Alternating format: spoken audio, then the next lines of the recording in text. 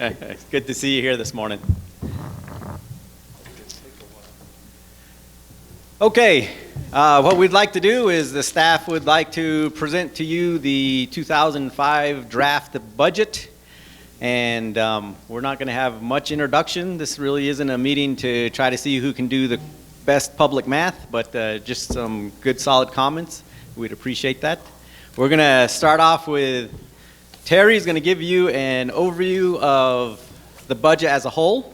And then once that's done, we're going to roll into the individual departments. And they'll give you just a quick overview and maybe some highlights of their budget. And then we'll open it up to questions. So with that, I'm going to let Terry take the show here. Thanks, Walter. Good morning. Good morning.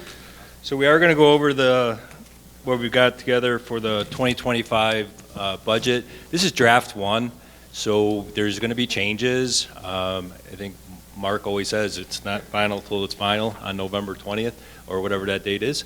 So we will take anything that you have, any errors you've seen or found, we'll make adjustments to those, and they'll be in draft two. Okay.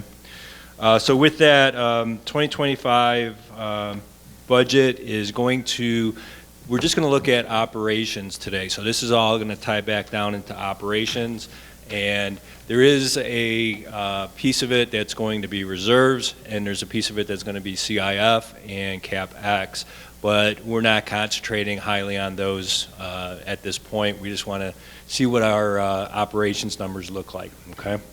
So with that, we'll go to the key assumptions. Thank you. These have changed a little bit since I put together this first go-round. The key assumptions that we used in developing this budget are 2025 dues. We have an increase of 6%. That brings it from $3,500 to $3,710 annually. Now, again, this is just a draft, so a lot of tweaking is going to happen, but this is kind of just where we started, okay? It's a starting point. Next thing we have is a little bit of a change in this line. That's actually expenditures from reserves is $3,493,000. We're looking at transferring $3.6 million from ops to reserves for 2025, okay? And we'll see that on the next slide. But our transfers, we made the assumption that we would stick to what we've been doing, which is 50% of CIF receipts go to reserves. So that would be $333,900 for 2025. Our inflation, we put 4 to 6% in there. Seems to be running 3.5%. So we'll see. We might be a little bit high on that, but we can make adjustments to that as well. You'll see in this that the food and beverage department is increasing their revenue by nearly 8%, just over 7.5%. And their F&B expenses are increasing about 5.2%. Okay, they have. I think it's a little bit aggressive. They're bringing it down to 41% for their COGS, but we'll look at that as well. Okay. Golf Golf had a presentation yesterday, kind of described what their proposed card is going to be next year, or the pricing sheet's going to be next year. But with that, if you put it all together, the number is 37.9% increase in revenue. I think this says 39, but it's more like 37.9. And then golf combined expenses are going to increase 11.6%. We assume new home closures are going to stay around 25 a year. Home resales, we put in about 180. Again, it's a guesstimate, but it's based on where we've been the last few years. Wage increases, we max the departments out at 4.5% on wage increases, and we know that the minimum wage increase beginning January 1, 2025 will increase 4.5%, and that will go from $14.35 an hour to $15 an hour at January 1. Okay, so those are our key assumptions that we used when we built this. Next slide, Walter. Can we skip this one and go to the next one, and then we'll come back to this one? Okay. Yeah, you can. Yeah, bring it down a little bit, and then just go to the top, and we'll start from the top. Okay. So what I provided you was a summary, basically, of all the departments and, a P&L. This P&L shows you 2022 actual, 2023 actual, 24 budget, 24 reforecast, and then the proposed 2025 budget. So with that, community service fees is basically dues that are paid into the operations. Will be $8,385,475. That is basically taking all the homes, multiply it by $3,710, and then subtracting out $3,493,000 for reserves. We're actually we need to change that to $3.6 million actually when I'm looking at this. So, but we'll subtract that out, and that's how we get our starting number for what we are going to have to use for operations. Okay. There's other revenue that we bring in, transfer fees, penalties, interest, and interest on due, penalties and interest on dues, excuse me. Architectural committee fees, communication income. There's some miscellaneous income that goes in there, which is just a couple more lines that are small, and then interest income from operations. And that gets us to around $237,000, which is a small increase of about 2% from what we had reforecasted. And it usually runs around 200 to 240, so we're staying in that ballpark as far as what our projection is. Next section is our amenity revenue, and we'll get into more detail with these, obviously, as the directors come up and speak to you a little bit more about it. But restaurants, we have a reforecast of $3.7 million, which is down from budget of $3.9 million. Let's see. I'll use this to point some stuff out here. So this is where I'm at. So budget was $3.9 million, reforecast $3.7 million, and they're coming in around $4,050,000, which is a 7% increase over what the reforecast was. So that's what Alan is predicting.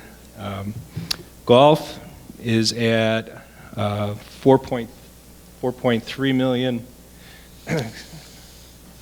$4.3 million in projection, and that's a 37% increase. We had reforecast at 3.1, but now with the Mountain View fully open, they're saying 4.3. The budget for 2024 was 3.9, but again, we didn't know that part of Mountain View would be closed, so they're going to have an increase of 37%. Part of that is because they're going to have full Mountain View. Fitness, they're looking at a 4% increase, and 4% increase, so about $253,000 in revenue.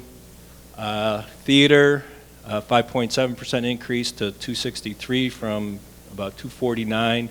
Budget was $281, so there was a bit of a drop off, but they're looking at picking that a little bit, doing a little bit better in 2025. And lifestyle at $71,000 is a 9.5% increase. It gives me a total revenue increase of 14%. Total revenue increase of 14%, but 20% on the amenities. Okay. If we scroll down a little bit, we go into the expenses. So restaurant expenses, we're looking at $4.4 million, which is 5% greater than what the reforecast was. And reforecast is pretty similar to what the budget was. It's these. And then golf is $4.8 million in expenses, an 11% increase over what the reforecast was. I have a little bit more confidence in that number because when we shut down the golf course, you don't really shut down the work that needs to be done on there. So I think those numbers are looking about right, and that's this one right here. Fitness center, they're looking at about 7% decrease from what they had reforecast on their expenses. Theater, we're $183,000, which is 20% increase over what was reforecasted, but pretty close to what they had budgeted. So that's this line here. Okay. And so lifestyles is $205,000, which is 10% increase. G&A, we have a new COO starting and some relocation expenses and such. So that's going to go up 4% from $2,889,000, which is the projected reforecast, to $3 million. Facilities, we're looking at $1.9 million going up to $2 million. So that's about a 5% increase in expenses. And in common area has a big jump of nearly 12%. So, and patrol is pretty big jump to about 11%, but I know they're looking to increase their wages for their patrolmen so they can get people on board. They're having a hard time filling some spots and paying them adequate wage for that. Our overall expenses are going to increase 7.5%, so from $16 million in the reforecast up to $17 million. So that's a 7.5% increase actually. And we're looking at $614,000 subsidy for 2024 reforecast. But we're looking at $417,000 or sorry, my glasses ain't working real well. 140% increase, or 167% increase, excuse me. So 417,000 is our number that we're trying to get at, and then there's 300,000 of that would have to come out, and that's basically that goes towards the CapEx and leases, and that's where we're at. We got $1.8 million in depreciation. I'm actually changing that. I reran that. That's going to be $2.2 million in depreciation. So we'll have a little over $1,800,000 in a subsidy, basically, after depreciation. But from a cash perspective, you're looking at $400,000, which is this number.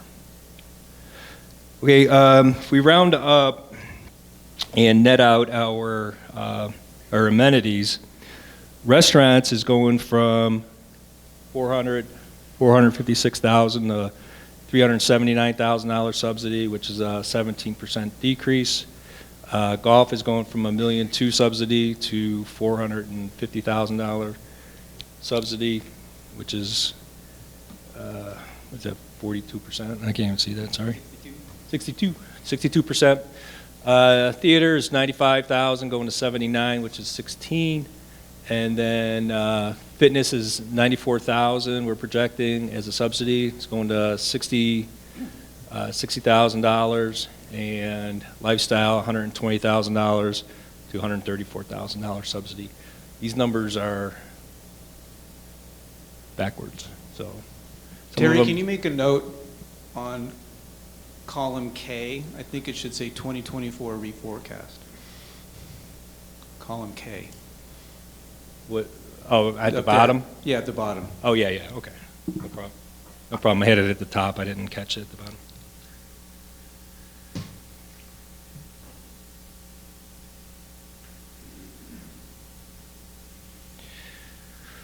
Okay, so if we can jump back to slide number 2. Can you enlarge that? Hey. Yeah, a little bit bigger, and then just scroll to the top.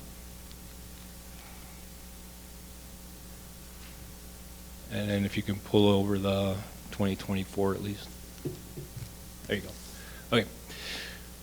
All right, so this summary page basically is, you know, a quick overview of what's going on. So we're looking at the $3,710 budget for the dues, community service fee $8,300,000, and other is $237,000.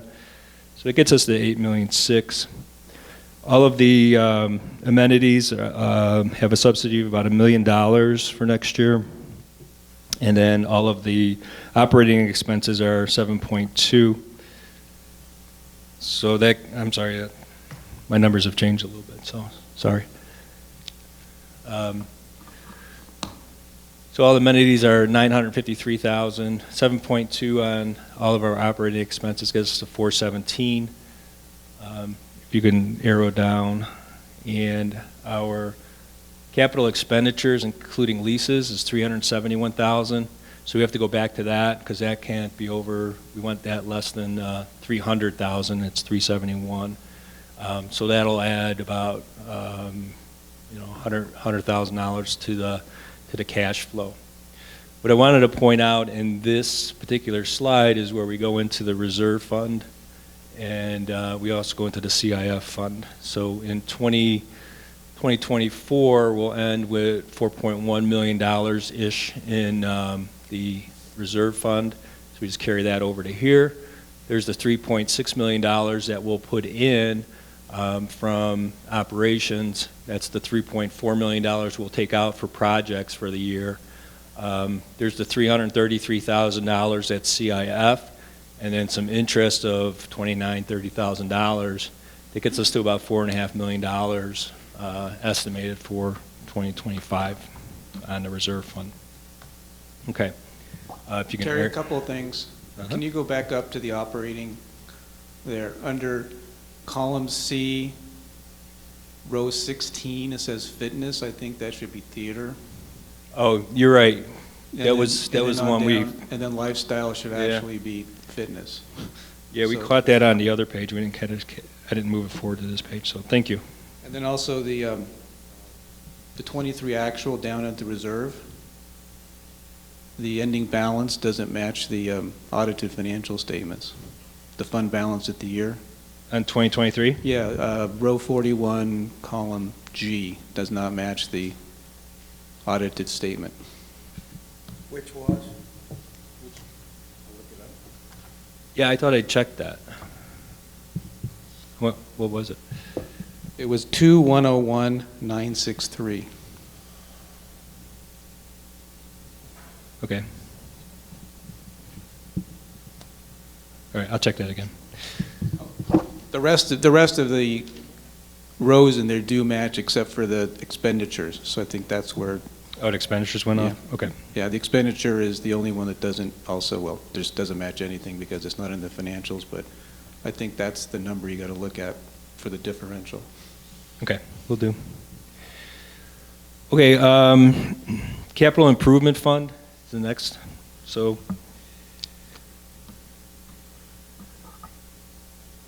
we're starting off at $2 million for the end of 2024.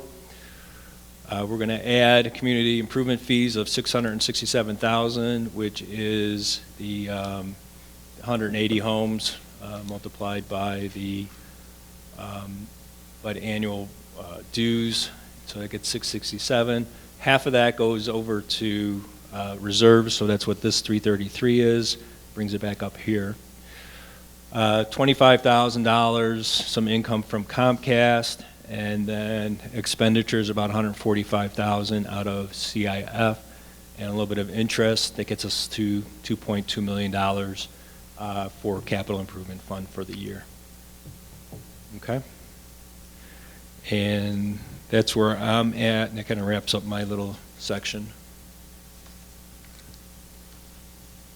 Those are all the assumptions and everything we put into it for the higher level.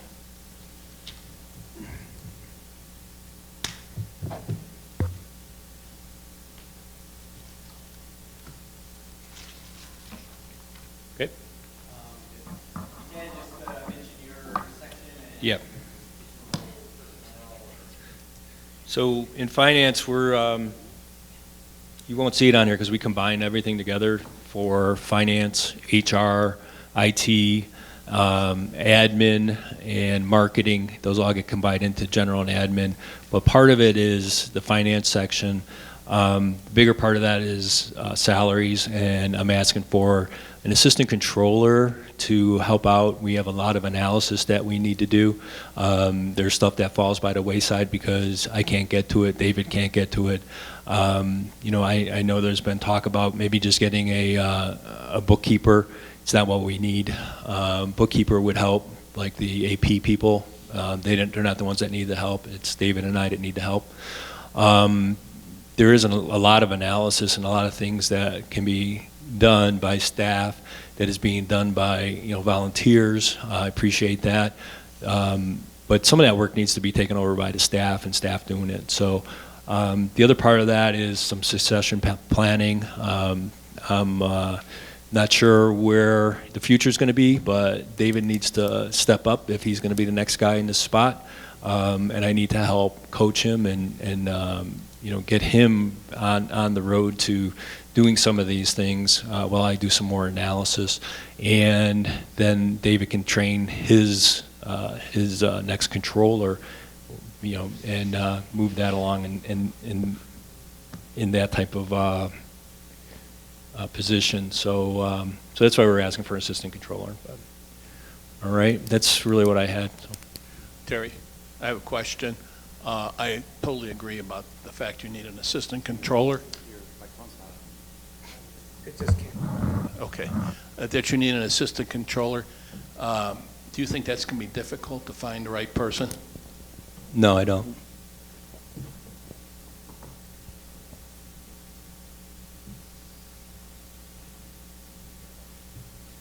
All right, we're good? We're good, except for I lost. You lost your link? Ooh, is Alan's up next? Is that right? Yep, food and beverage is up next.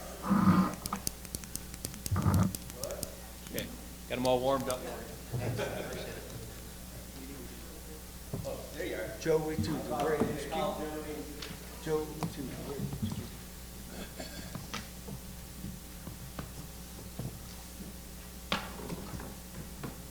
Well, thanks, Al. Thanks. Yeah. You're not up here today.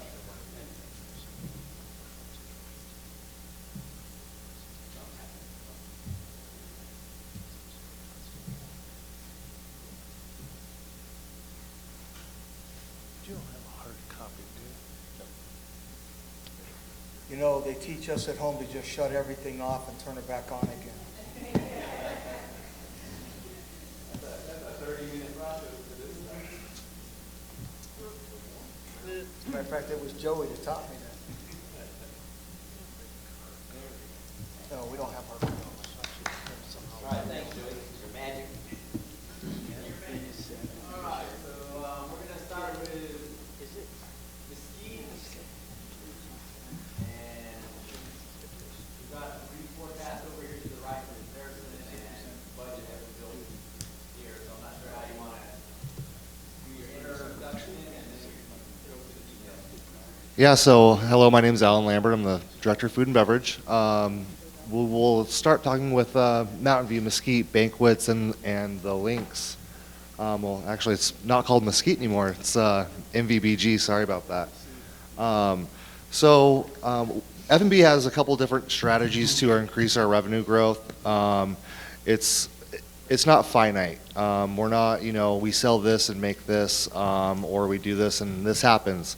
Food and beverage is very unique where we have to have strategies that are pronged approaches because we not only want the revenue to grow, but we also want our customer base to grow as well. And it all comes together in a point. So F&B has quite a few different approaches to increase our revenue growth for 2025 with the help of Real Foods that came out and observed our operation and gave us suggestions. So one is to revise menu pricing and offerings. So really kind of analyzing our menu and analyzing the food and what we sell and trying to really find items that increase our revenue growth impact. always enhancing our customer service. Our service quality has to increase. So we're really dialing those in on a daily basis. Upselling and cross-selling and staff training is a huge one. Suggestive selling, would you like a cocktail, wines that pair with food, all those little things kind of come together. Definitely marketing, I think, was a big, huge increase for us, and we've seen really the impacts of it this year. So we're really going to boost the marketing efforts that we're going to be doing. Our loyalty program. So I think this is one of our biggest edges that we have, is having our loyalty program, because I don't think HOA1 has one. And that's really kind of been a huge seller of really kind of increasing our customer base and really creating that repeat business that we're looking for. Special events, working with banquets and lifestyle to really kind of create these really cool events, wine dinners.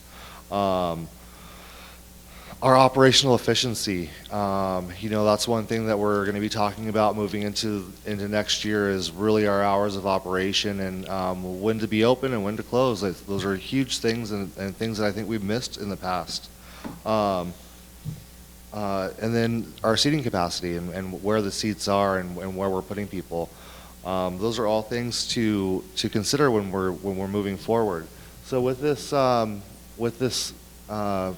2025 budget, it is a very aggressive budget, but there are things in there that's going to stand out to you. One is going to be, I guess we'll talk about the revenue first. So for Mountain View Bar and Grill, I did an 8% increase. I went from Jan to July of actuals. And then I did a reforecast of the rest of the year. And that's kind of consistent all the way across the board up until you get to the links. So the links, we had a very aggressive budget for for this year. And it's really kind of, it's been closed for most of the time, so it's really hard to actualize that. But I really dialed that down for next year to really kind of see where it goes. So we're going to be trying to increase our efforts there to really kind of engage the community. I really missed the mark making this year's budget. In banquets as well, I really overshot it for the slow months, with hopes and dreams, but it didn't really actualize for me. So I really brought those down during our slower months. You'll notice revenue is down August and before that. So it's just one of those things, we are dependent on snowbirds here. So when there's no one here, we're not going to have any business. So we need to really kind of tighten in during our slow months. If you want to scroll down, please, to some of our, I didn't decrease or increase our COGS for food, liquor, beer, wine. I really kept those the same. Once I start messing around with that stuff and messing around with our COGS for food, liquor, beer, wine, that directly correlates to me increasing pricing. So, and I don't know if that's going to be the right thing to do. I don't want to scare anyone away or make people not walk through the door because of pricing scares. So that's all the same. I did decrease some of the bulk wine in some of the slower months as well. We really don't sell that much. Like I said, snowbirds. I have no increase in labor. It's difficult to staff what I have currently. So we'll cross that bridge when we get there. But for next year, there's no increase in labor. You'll notice the big increases are going to be one in, let me see here. Well, the big one that you're going to see is in, scroll down please. Linens were a big increase for me. I kind of missed the mark, and we are on the last year in 2025 of our linen contract. So that one will be, we're going to try to move forward with a Troon supplier. What line number are you addressing? Washing linens at 70. Yeah. So yeah, the linens I had to increase are, like I said, that we're on our last year of that contract, and then we'll probably move forward with a Troon preferred vendor and really kind of receive those discounts. Sean volunteered just to take them home if you want. Perfect. I'll take as many resident volunteers as I can take. Me who loves laundry. Or just bring your own. That works as well. Bring your own napkin. Yeah. On banquet equipment and banquet supplies, those are big increases. You'll notice it's line 82 and 83. They're highlighted there, probably because that's going to stand out to everyone. And this is really dependent on a refresh. So, we're really trying to increase our banquet look, our presentation, trying to sell weddings. And right now our facility's pretty tired. So it's a hard sell. Especially when our neighbors, they're looking fresh and pretty, and we are not. We're just looking a little tired, so I put money. Alan, Yeah. stop. Okay, you can't throw that snake out there and then not amplify it. When you say we're tired, tell me what that means. Tired just means that we're just looking a little worn around the edges. It's not saying that our facility or our clubhouse is looking. It's not saying that it looks disgusting, but we're looking for a refresh. Dated. Yeah, I think dated is a good way to term it. You go to some of these other clubs or other HOAs, and they have the modern finishes and the modern, things that sparkle, and they don't have these old lights, and it's just the way the place looks. I mean, it's well kept, but it's not as glamorous.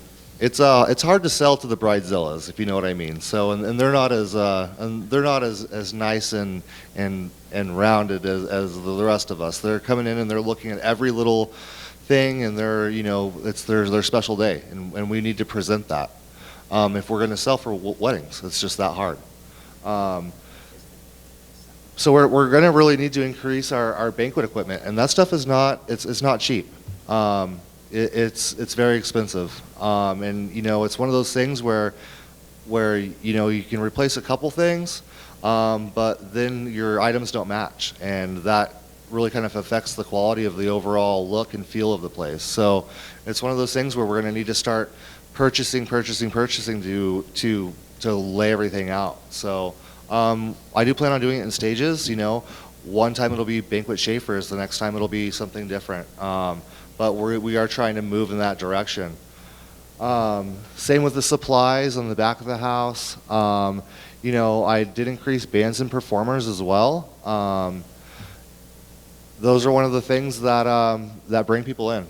We are an active adult community, and people love to come out and see all of these things that we're doing. So I increased that just because we're trying to increase engagement with the community.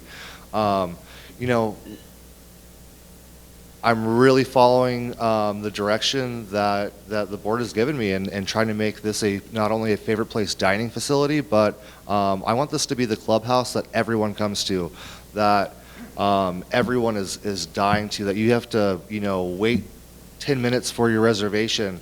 You're going to need to, those are things that I'm really trying to promote and create within our community. All right, well, Alan, I got a couple of questions. Yeah. What is the breakdown of your revenue increase? Yes. Specifically food, that seems to be the biggest revenue generator. Yeah. What's the breakdown in 2025 between price increases and cover increases? So currently, sorry, say that again? What's the breakdown to say you've got about an 8% increase in revenue for food? So Yep. line row 4, O and Q. What's the breakdown between price increases for food and increases in covers volume? Well, I don't have those numbers off the top of my head. I would have to go in and look, but our current, well, I just did our KPIs for August, so I can roll through that with you. Typically, we're selling between, we're serving between, roughly around 10,000 people a month. In August, we did 9,784 people. That's what we sold for. Okay, how about using that number? What was it in your estimation or memory of, what was it last year? Definitely, I would say 1,000 to 500, anywhere between those numbers. Really, we've increased our covers by moving our operation from Mesquite to this building. So that it's actualized. We see that, we see those numbers. So volume's increasing. Another question, I'm not sure this is the question for you, maybe it's for the rest of our finance committee here, is I did a calculation, this is an actual, for the reforecast, credit card fees versus the offset. So we now charge a convenience fee or a fee for using your credit card. We're offsetting our costs by about 42%. I was thinking it would be higher than that. Is there, using different cards, are there, kind of, what is your? We have seen a huge increase in member charging. So I would. These are just credit card charges. Oh, so we're charging, I don't have it in front of me, but we generated $16,800 in the fees, the 3.5% that we charge. Yeah. But we've paid almost $40,000 to the credit card companies. That's about a 40% offset. I was thinking it was going to be higher than that. Again, you may not be the one to answer that, but it seems like the offset should have been higher. If people are using their credit cards, we should be getting that. Maybe Walter has an answer. So are you getting those numbers just out of food and beverage, or are you looking at overall? This is just food and beverage. Oh, just food and beverage. Okay. Well, Well, it does matter because there's areas where we don't charge the fee, like when you go online and go and pay for a show. So there's certain areas that we don't actually. Yeah. That's why I was asking if it was just food and beverage. But overall, that's about where we're at overall. We looked at that yesterday in our management meeting, and we're about almost 50% capturing the credit card fee back. Sorry, I couldn't answer that better for you. Any other questions about Department 11? Alan, just a comment. It's small dollars, but you don't show any impact of aerification or overseeding in the links, and you need to take a look at the revenue in that department. Yeah, you are absolutely correct. I will be adjusting that for overseeding and airification because that will directly affect the links. It's not going to be, huge impact, I don't think, because the links doesn't do much, but I will adjust that. Any other questions? Yes, I wanted to know, we haven't received a briefing yet on your recommendations as far as a 2-season operating hours for next year. Is any of that reflected in your revenue projections? Well, so yes, they are. So, I'm trying to change hours of operation, but it's not going to be adding a day or taking away a day. It'll be just switching days. So, I'm trying to capture as much money as I can while people are here. And, during summer months, I'm trying to tighten up.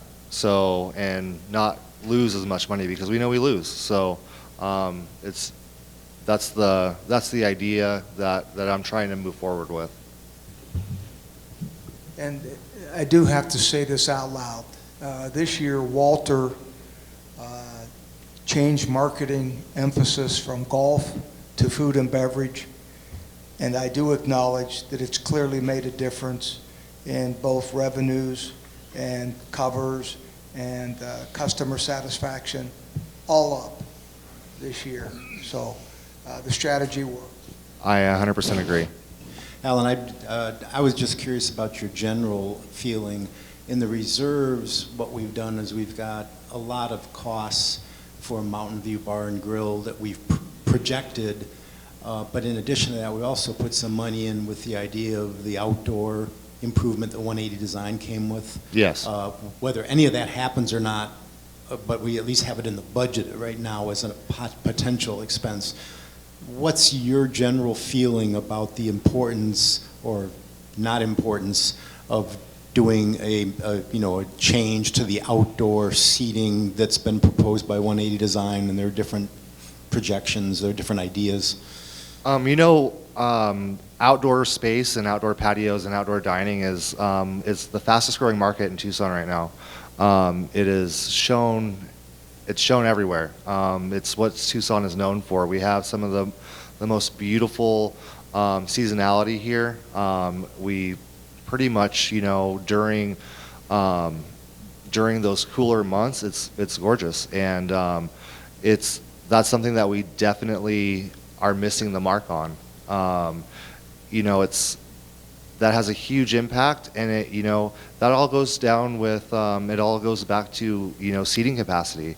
If we had an outdoor space that was easily accessible and was more welcoming and was a little bit more fresher, it would, I think, increase our guest check, and it would increase our cover count, which directly correlates back to the revenue.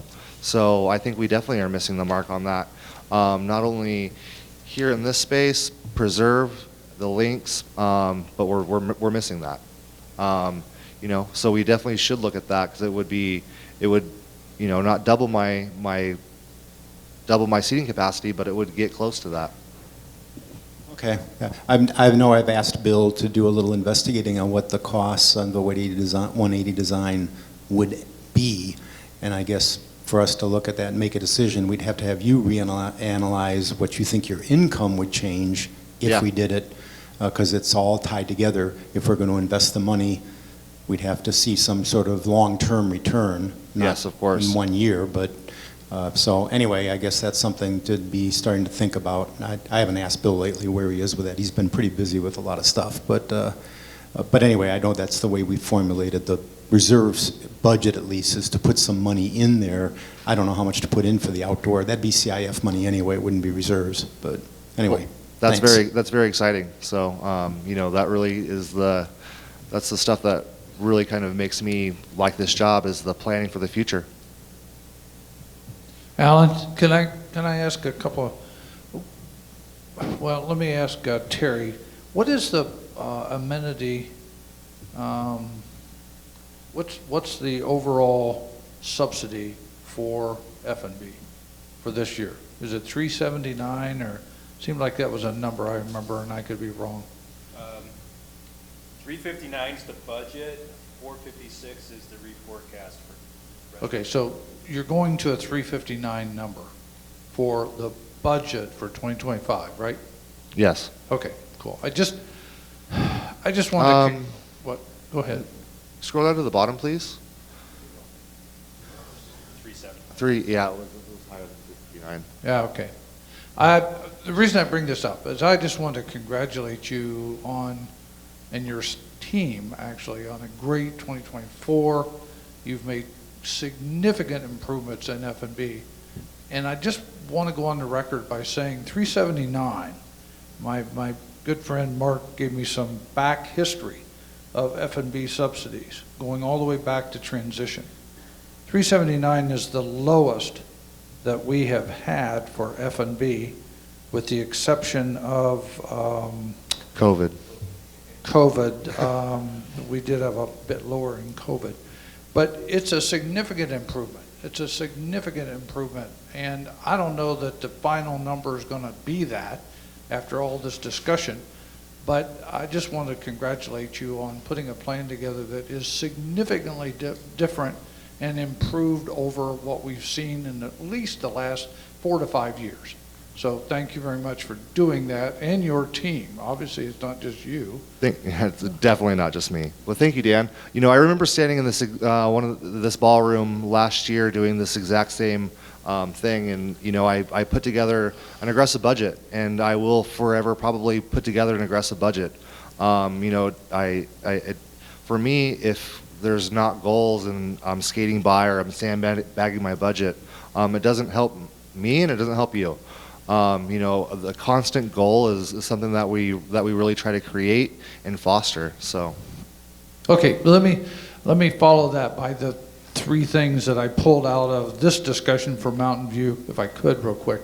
And I don't want to go into great detail here, but your zero increase in labor is a bit of a concern to me, only because it sounds like we got a 4% built-in minimum wage thing, and I don't know how much that really affects you, but we've fought labor with F&B for the last 3 or 4 years. Since COVID, we've really had to go the extra mile labor-wise to keep a staff in place and be able to provide this service.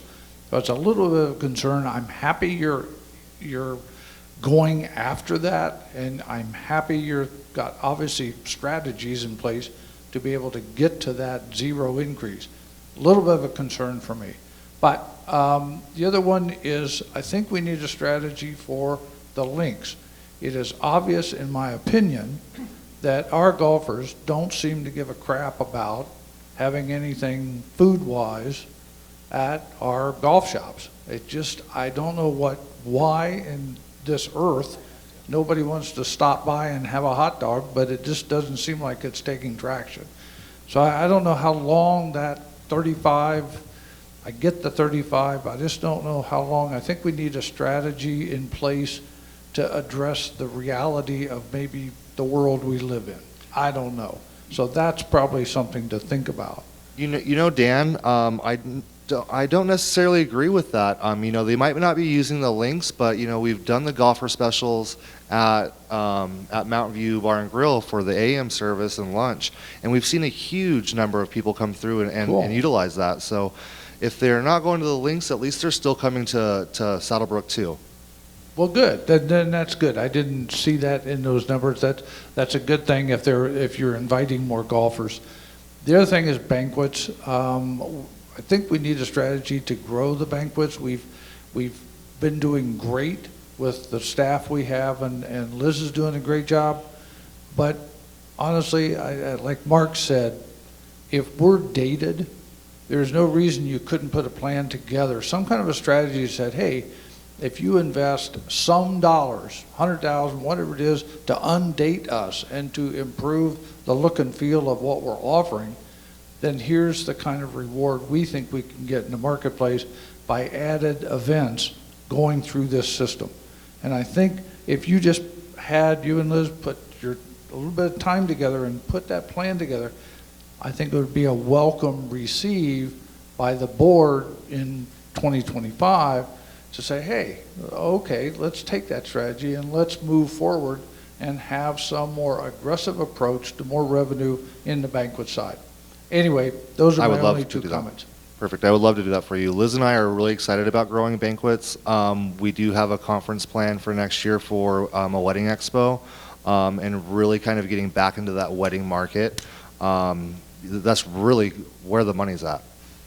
But that would be an easy sell for you guys to say, hey, we got to freshen this place up. But by the way, when we do, here's the reward. And that's really what, Mark, I think you were getting to as well. It would make an easy sell for, oh, my goodness, if that's the case, let's move forward. That's an opinion. Agree. Yeah, let's hit preserve. The easy one. All right, preserve. It's the same. It is the same format as I did with Mountain View and Mesquite and the banquets. You know, I did an 8% increase from January to June, and then July through December, I did a reforecast and gave it my best shot there. I didn't change their COGS at all. Can you grow that? I can't see it. Can you grow that a little bit? Tell me when. All we need to see is That's better. No. Can I have a different lens now? So I did the same format as I did with Department 11 for Mountain View, that 8%, same format. The one thing that I did that we are going to do up at Preserve that I have planned is really kind of increased programming up there. So wine dinners would be, I think, welcome in that area, and really activating Chef and Gilbert at the Preserve to really kind of increase that revenue growth. Pretty standard as far as expenses go up there. I did increase. It's just the same thing. I increased some of the linens. Wait, can we back up a second, Alan? Yep.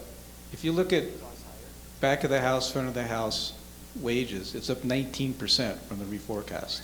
What's the explanation for such a large increase when you're not looking for any FTE increases? That is a good question. I'll have to look at that because I don't know why.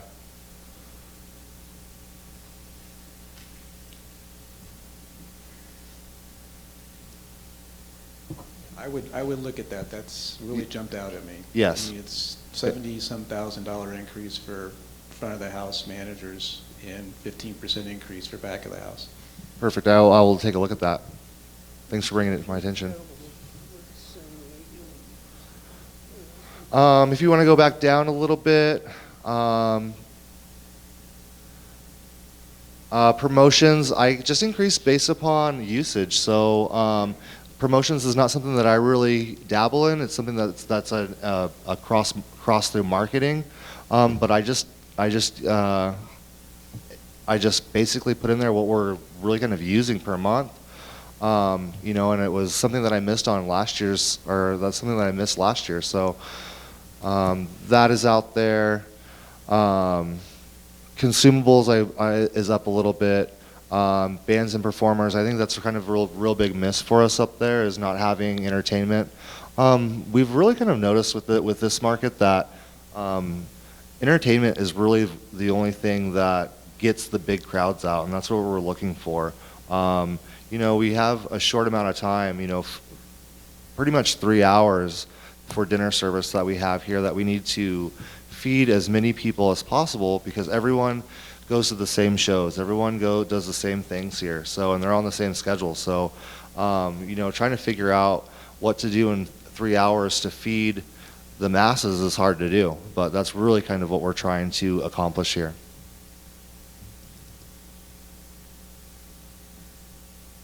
Do you have any questions on Preserve? Alan, just a general comment.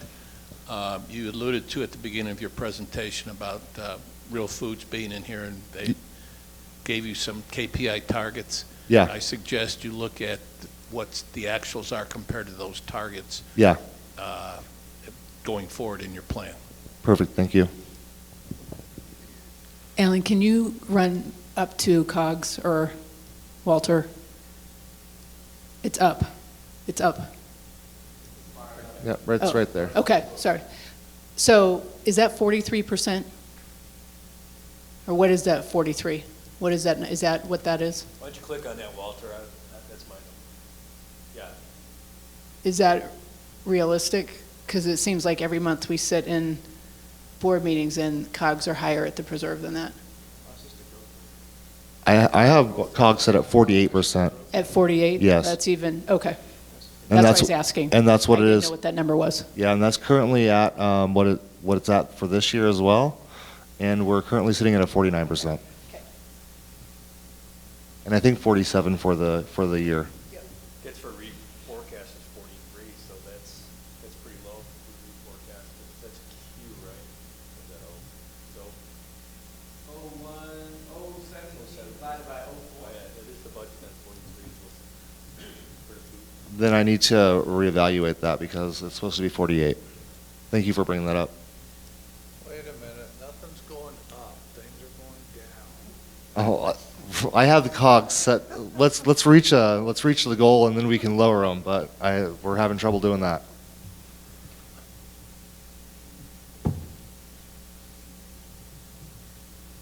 Any other questions for Preserve?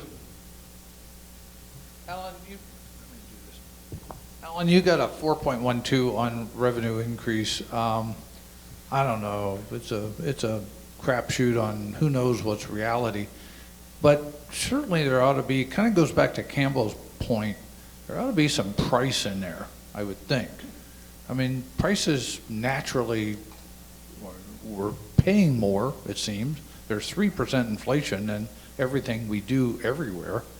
So if you're saying you're going up 4.1% and you're trying to cover your inflation, I don't know.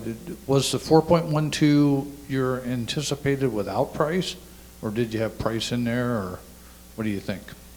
Well, you know, I really went off of what we're doing for actuals from January through June. So, Sure, I understand. if that's a reduction, then you know, then we're not going to hit it next year either. So I would rather not sit up here and lie to you that we're going to hit numbers that we're not going to hit. Well, one of the things you're not seeing is, if you look at the reforecast, rows 8 through even 12, you can see negatives in the budget taking down revenue, and there's nothing in the reforecast. The discounts for liquor, wine, and beer, and then the other manager discretion discounts, there's nothing taking that down for 2024. So the numbers are a little bit skewed because you are taking that down from your 2025 budget revenue item. Yes. Yeah, Alan, can I make this, just for a dumbass tanker here?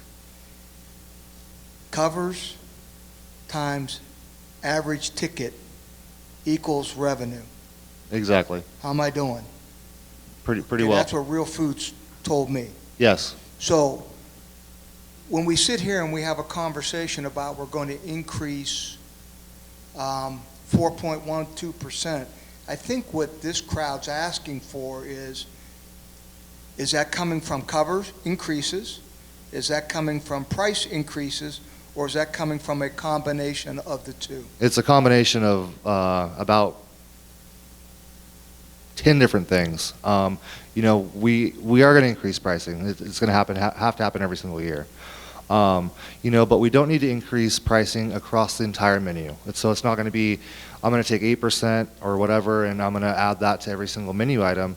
It's really determining and looking at the menu and seeing what items can we increase and what items can we, you know, get by staying the same. It's really, you know, looking at the average plate cost and what that's looking like.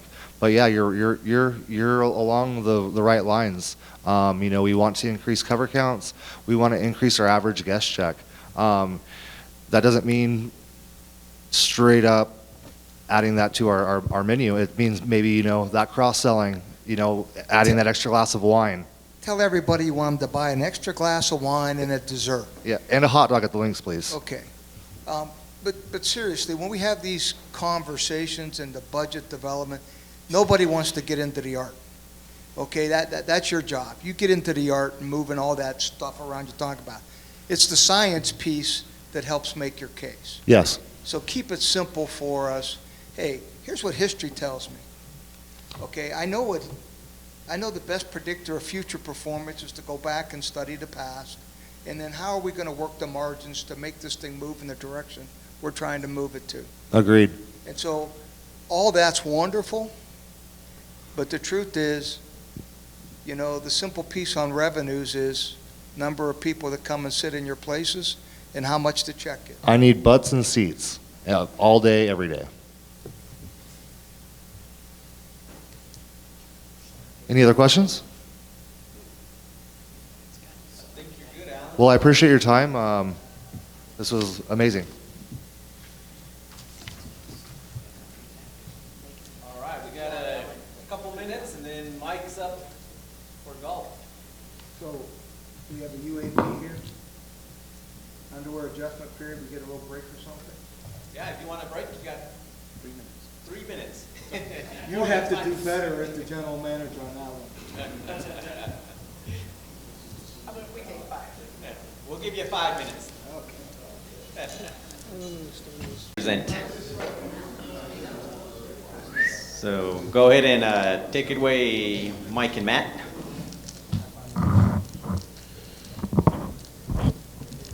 All right, this is a whole lot better. I don't want to stand behind the podium. I'll lean on it. Obviously, first things first with reforecast versus 24 budget. Obviously, we had Mountain View closed a lot longer than we expected. So those numbers are going to be drastically different from where we wanted to be. But moving forward, revenue, and we know this, that revenue in 2025 at Mountain View is at an all-time high. But a lot of that has to do with, A, it's an aggressive budget, but B, we're going back to the rounds that we saw in 2022, 2021, 2020, numbers that we've obtained, that we've reached before. And now our rate increases, right? We've had rate increases all the way through. So is it impossible to reach? Absolutely not. It's certainly obtainable. We'll get into that just a little more. But our expenses, I just want to talk about that our expenses as far as the golf course maintenance, pretty neutral. The only difference that we've done is the reorganization with the director of agronomy coming on board. We've got the head professional and our 2 first assistants, 1 at each golf course. As I said, biggest influences for 2025, Mountain View is going to be open all year round. And it's getting continually better. Preserve's in great shape. Again, aggressive but obtainable green fee categories. Course conditions. You've got 2 golf courses now that you can be very, very proud of. We've seen that for quite a while. That, Mountain View's been a struggle. We are now much, much better. Again, both golf courses are fantastic. On this one, you've seen the green fee categories this year. We've broken them out to be more accurate, to make better business decisions. Before it was just resident green fee groups, non-resident, and annual passes. As you can see now, Walter, if you can just scan up just a little bit, we've got daily green fee card holders, resident green fees, 9-hole rate, twilights, guest rounds. So we really break down and see where's our revenue coming from. I know it's a lot of information there, a lot of aggressive information, and this is just Mountain View, and we can jump over to the preserve as well. You had it in your hands for a while. Pat Lenz did give us some of the notes. I know she's not here today, and asked some questions of us. And we started to work on a new plan. Mike, before you get into this, Yep. your assumptions for all those new items, are those based on what you're seeing trends currently, or is it? Historical rounds. These are historical rounds? So 100% based on historical rounds. Okay.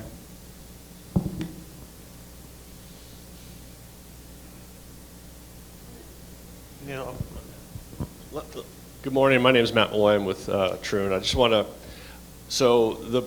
this is an industry standard way to run a golf operation. So you're going to have 9 different categories. You're going to be able to track every round in every category by day, by day part. So at the end of the day, end of weeks, end of months, we'll be able to really see trends in where golf rounds are coming from, what rounds contribute the most to revenue, and then year over year we'll be able to project those. The data was very clumped, so it was hard, but Mike spent a lot of time on this, just so you know, breaking out this data. So appreciate everyone's help, from Terry to Walter, to get all these changes being made. So we'll be able to track this very, very closely. It's the #1 metric in golf, is rounds. Rounds drives all the revenue in golf. It drives food and beverage in the golf shop. It drives sales for merchandise. It drives cart rental, practice facility. It drives everything. So we need to make these changes, and you'll see year over year it'll make more sense. So with that, I mean, again, there's a lot of numbers in there and a lot of increases on our revenue line items. But I just want to jump in and have you guys start asking questions of me. And if I need to, I've got my emotional support person right next door to me as well. So.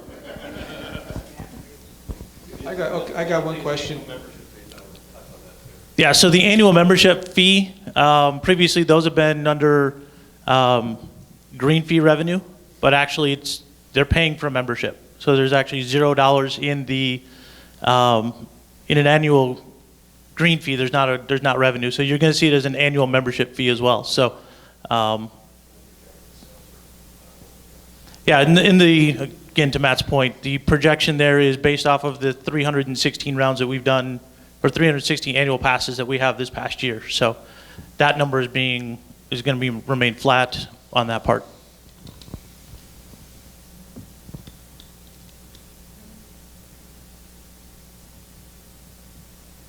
And is that $689,000, is that half of what you think the overall golf operation? Yeah, so we split that just like we've done in the past. We've split it evenly between the two properties.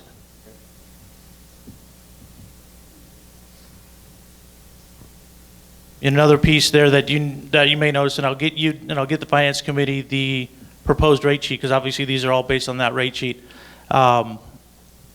Big thing that you notice is that we've changed the elimination. We've made the elimination of the 25 and 50 round play card. It's just now a one-time purchase play card, and then it's a discount all the way through. So that will be an interesting piece on that, because that is completely new to us on that one, but those numbers are based off of the play cards previous years. Well, let me ask this, maybe Terry can answer this. If I were to buy a full annual with the 2-month deal in November, would that revenue be a deferred revenue into 2025? Yes, correct. Okay. And same with the play card as well. That's all deferred revenue. Hey, Mike, real quick, if I understand, where's the deferred card sales? Where is that? Isn't that, The 40,000 in January, the cardholder purchase revenue.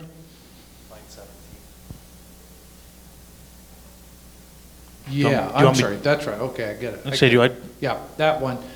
Is that minused out the round of golf cost in that? Or is it, when you say 45,000, that includes a round of golf revenue as well? Is that right? That's the whole 129? That's the whole 129 right there. Yes. Okay, so you don't segregate the round of golf cost out of that? Correct. You are Okay, correct okay. on that one. Just want to make sure. Yep.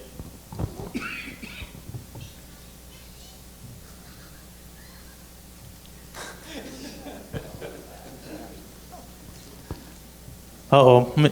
Sean, do you have a question? No. Oh, okay. Well, actually, I do. Okay, perfect.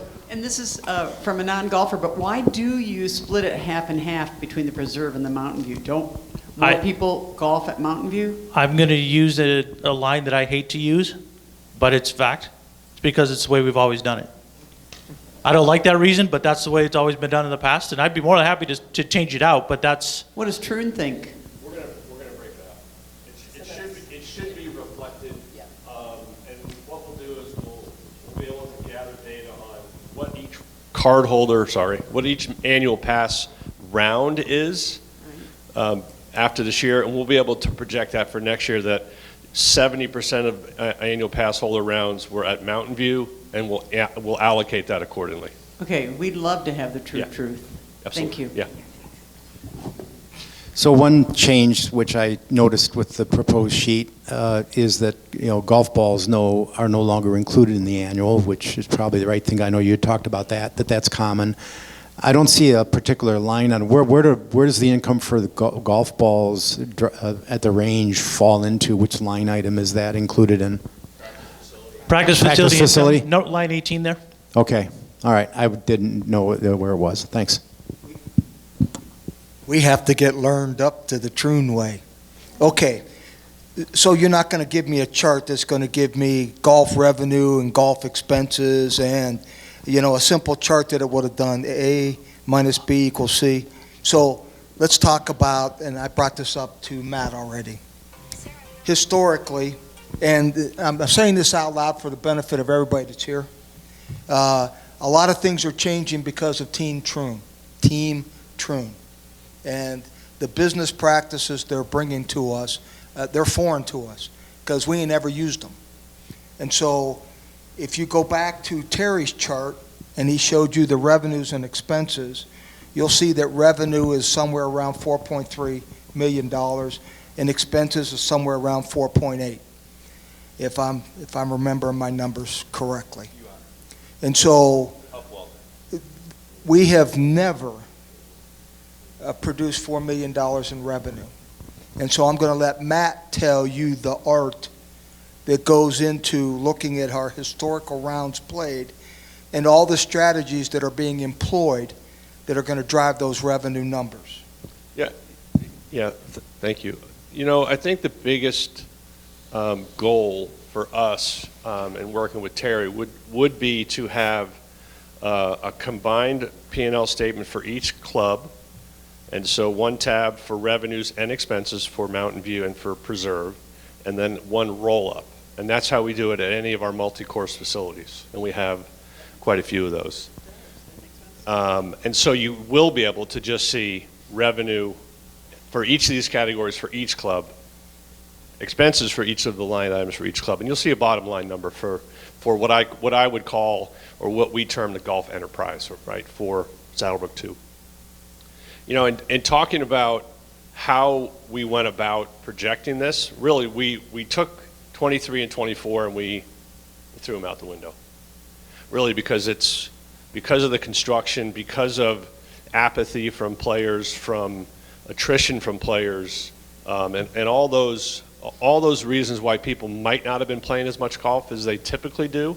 We went back to 22, 21, skipped over 20, and went to 19 and back. And so, as Mike said, we're not projecting rounds to be any greater than either club have ever done. Quite frankly, it's a little bit less than the maximum. So we wanted to stay a little bit conservative there. What drove the revenue is just rate. And Mike told me rate's up $15 for a green fee over 19. So you do the quick math, 70,000 rounds times 15 bucks, all of a sudden you get to $1 million, 900 grand, right? So, and then the annual pass sales, again, that's not a level that number of passes that have never been sold. It's a typical year prior to 23. So it's kind of resetting the business to pre-construction, right? I think with the addition of the new agronomist coming on board and really a new outlook on golf course agronomy and conditioning, I think as Mike said, you're gonna see different golf courses in the next 3 months. I think you already have. Obviously, Mountain View is different because it's been constructed, but I'm talking about detail work. I'm talking about ownership of staff and our standard for Troon. I think everyone, for the golfers in the crowd, when you think of Troon, there's a standard that comes to mind. No different than any great brand out there, and we're going to work really hard to get that here. It's changing behavior. It's changing the way people think, the way staff work, and it's changing accountability. And that's one of the big things for us. And I'm working with Mike. We're really happy to have Mike as leading the team here. And then Mark Soto starts. We have new head professionals starting. So really, for the golfers, you're going to see not only golf course conditions change, you're going to see service change, you're going to see programming change, and you're going to see just a general attitude and attentiveness to the golfer to build a place where people want to come and hang out. We want Norm and Cliffy to come every day, right? So, but that's been the approach. Any questions, I'm happy to take. Matt. Yes. Can you address, because I think this is important, what you found here as far as when we were locking in tee times and how that's being changed because of the Troon experience? Yeah, I mean, tee time availability and tee time booking windows are tantamount to success in golf, especially with the renewed interest, thank you, COVID. So, you know, pre-COVID, typical tee times were booked 7 days in advance. Like everyone had 7 days access. That was a pretty standard thing. But what we're seeing is some clubs are moving to 30 days, 60 days. And not only that, they're staggering it based on the highest paying customer. So at a typical public club, the public has the most time to book tee times. And then any kind of discount programs or memberships.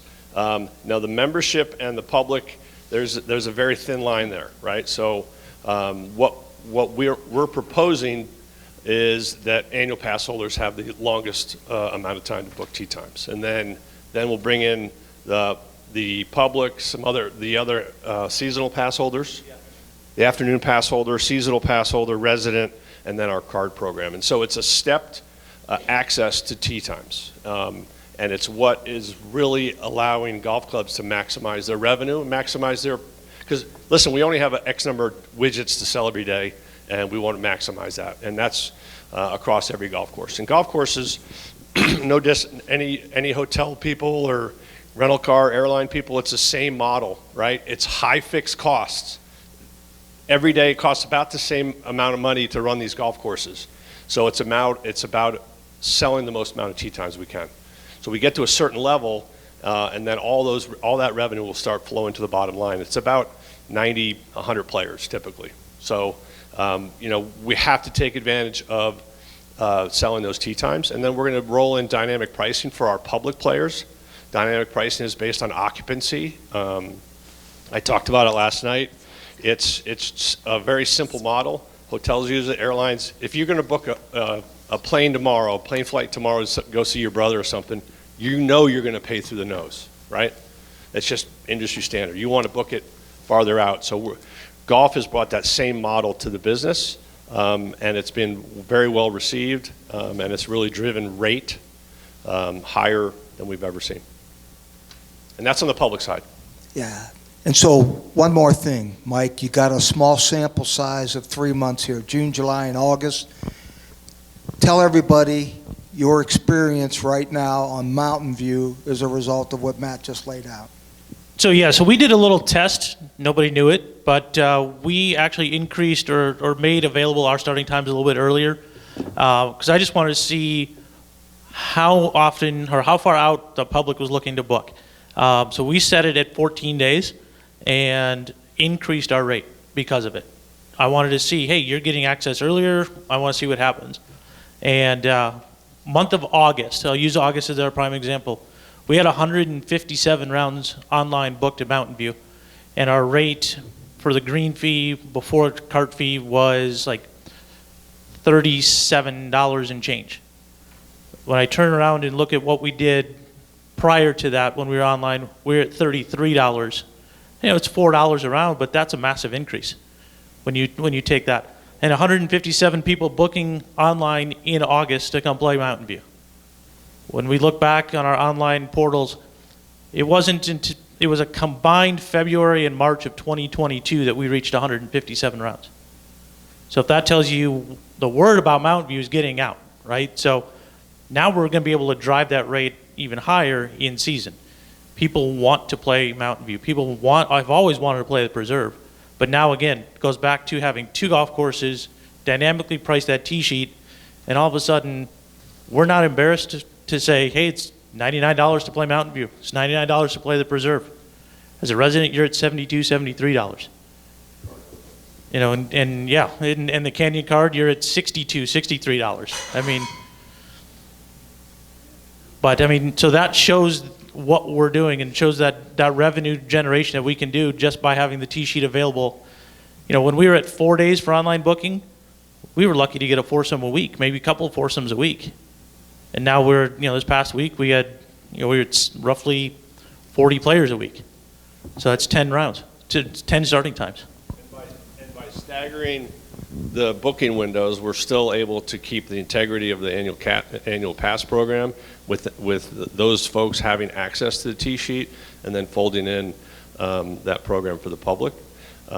Semi-private, which I would classify Saddlebrook 2 as semi-private, it's a model that needs like constant attention to the tee sheet and constant attention to booking patterns, because it's easy to disenchant one of those two, the members or the public. It's easy to cheese them off, and then you've lost a portion of your business very fast. So you have to pay very, very close attention to the booking windows, where the revenue is coming from, how soon they're booking, what days they're booking, what time of day they're booking. So that's our goal for 25. Matt, Mike, I may be a little bit early, but I'm asking anyway. What's the anecdotal evidence you're starting to hear about a growing demand for annuals amongst the residents?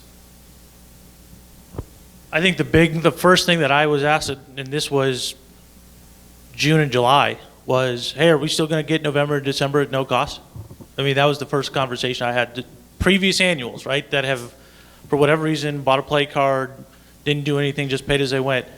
I mean, I had June, July, I had 5 to 10 people already ask, are we still going to offer that November, December, 14 months for the price of 12?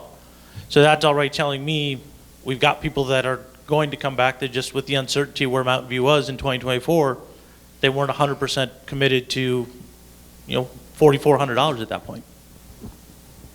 Campbell, let me add to all of that. October in Saddlebrook is selling season for golf. HOA 1 starts their fiscal year, November 1, and we start ours January 1. So October is that time in golf that people make decisions. Some loyal, good HOA 2 customers don't worry about it until December. But a lot of people make a decision, a buying decision in October. What Troon has provided with this new rate sheet, yet to be approved by the board, but this new rate sheet and the new things within it give us such a better opportunity to sell in October and make people really think about that value decision that we haven't had before. So I'm very optimistic that we're going to see some people coming home, coming back to HOA 2, playing their golf, great golf course, Troon brand, and a financial decision that is based on a good value. And that's what they provide. You're talking about new annuals. I'm talking about new annuals and holding on to what we have too, of course. If I'm a recurring annual member, the 2 months for free doesn't mean a whole lot because I already get 12 months. No, I understand. So No, basically, the new annuals. I'm talking about new annuals. Oh, yeah, those new annuals, I mean, they were asking the questions. The current, I mean, they're excited to see it. I mean, I had a couple people send me text messages last night when we populated that on the town hall going, you're competing with next door, right? Now it's a $300 difference between, at least hopefully the board approves it, but we're looking at a $300 difference between an HOA 2 annual and HOA 1. We were $700, $800 difference. So we're back in the ballpark, we're back in the game, we've got 2 great golf courses, and we have the room, right? So And we have a 14-day window. So that's huge compared to that's what going to be they the have. biggest key to all of this, is you can get everybody on the tee sheet, even those that want to pay as they go, are at 7 days. Actually, can I speed up a little bit because we're kind of running over time? On expenses, Walter, could you go to the Mountain View expenses?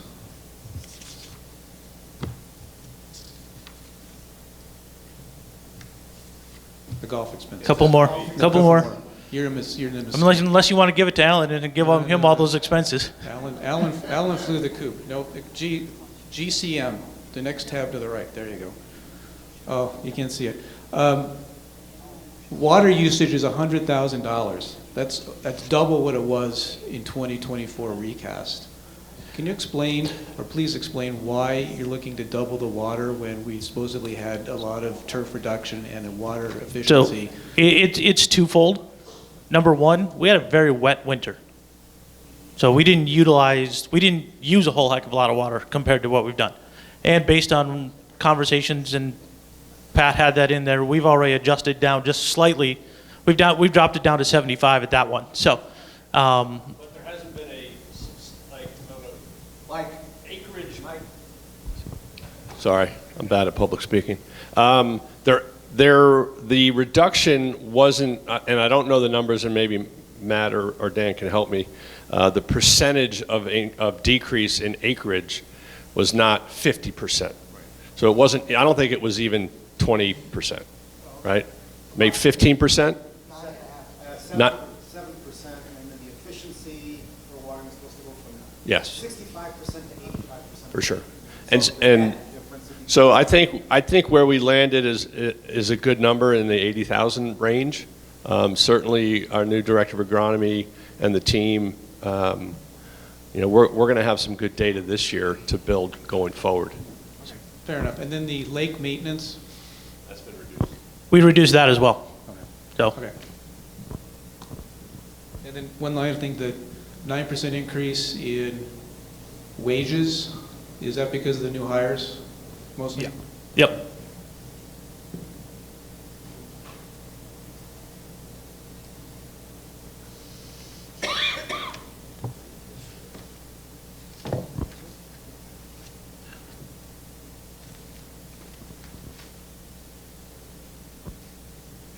I know you're looking at preserve there probably as well, and we've made some, again, because of Ms. Lorenz's notes, we've made some modifications there as well. Revenue and golf shop came down a little bit too. Yeah, Mountain View Golf Shop revenue did come down because we were at, I think on that one, it was around $240,000, and, a question that was asked to me was, we want it to be obtainable, right? We want the budget to be obtainable, and I just didn't feel comfortable in that number, so we brought it back down. So does Mountain View still showing break even to a small profit? Yes. Okay. I think, in fact, it was like That'd be $71 For to the good. For those who've been around, would that be the first profit that Mountain View's ever had in anybody's memory? Okay.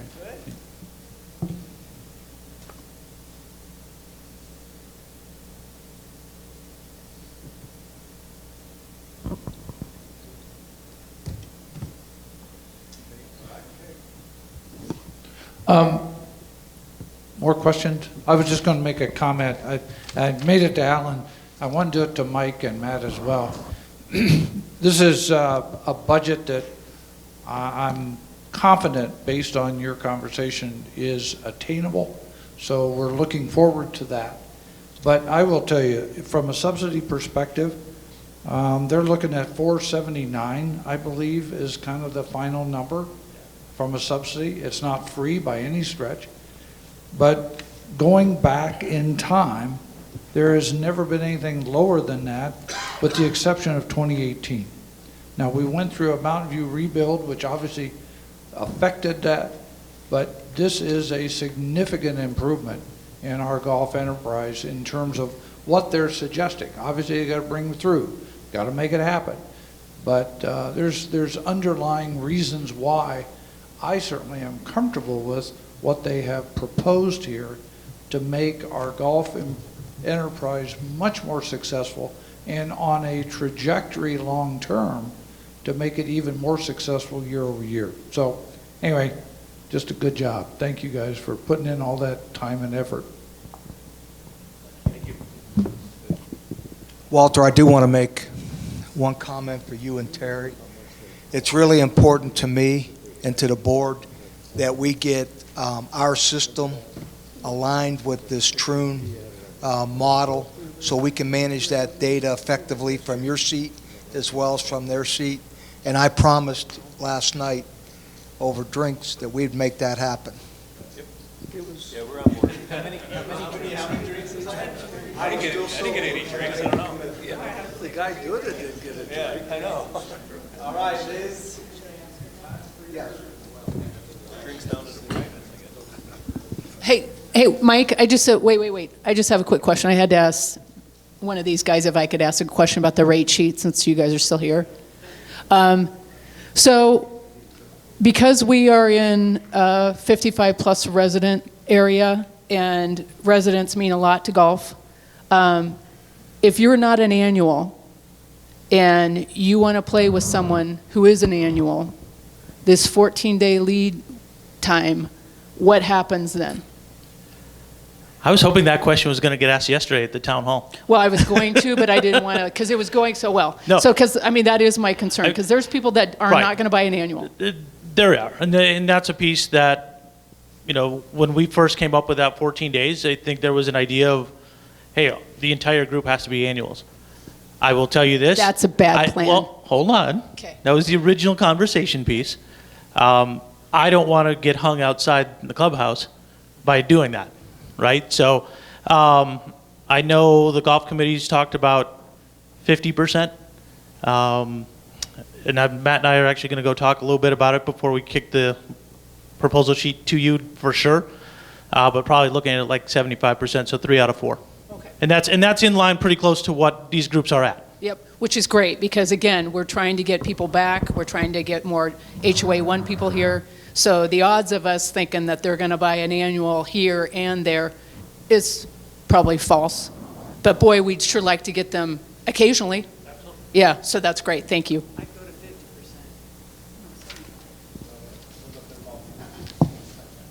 Okay, I'll get back on track and rip through mine. Theater will go through first. I'm Liz Lawson, Lifestyle Director.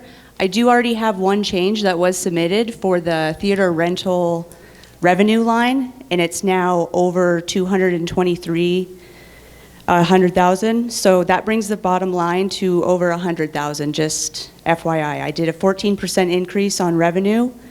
I based that on 46 shows per year, and I bumped up the average attendance to 375 per show. This year I budgeted for 350 per show. Right now, for year to date, our average per show is 338.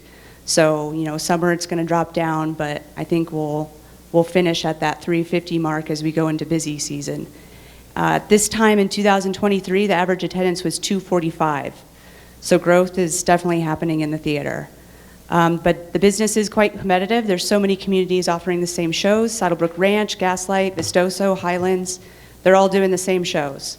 So our edge is that we do have a true performing arts center. We're not setting up a ballroom. We have a phenomenal sound system. We do, you know, a professional lighting display. So, and our volunteer ushers and staff provide just a really great customer experience. We don't want to add more shows. We want to just keep focusing on increasing that attendance per show. Adding shows will saturate the market, and we'll just be we'll be competing with ourselves with other events down here and things like that. We don't want to do that. Increase to room rentals to non-residents. So I want to try and rent out the theater for more non-resident groups in the off-peak times. I'm not changing any manning. So I'm just adding labor for meetings, you know, rentals, wage increases, things like that. As far as expenses, I budgeted $5K in repairs and maintenance just for unforeseen issues in case they arise. Ticketing fees, it's an average of $1 per ticket, but they range from 25 cents to $1.25, and that's through Showware. So the common question is, why do we use Showware and why don't we switch to North Star? Well, North Star non-residents would have to create a SBHOA2 website user account, so we'd probably lose some patrons that way. It can't sell tickets for seats at a table, so if I'm doing an event in the ballroom, it can only sell seats. It can't sell a seat at a table.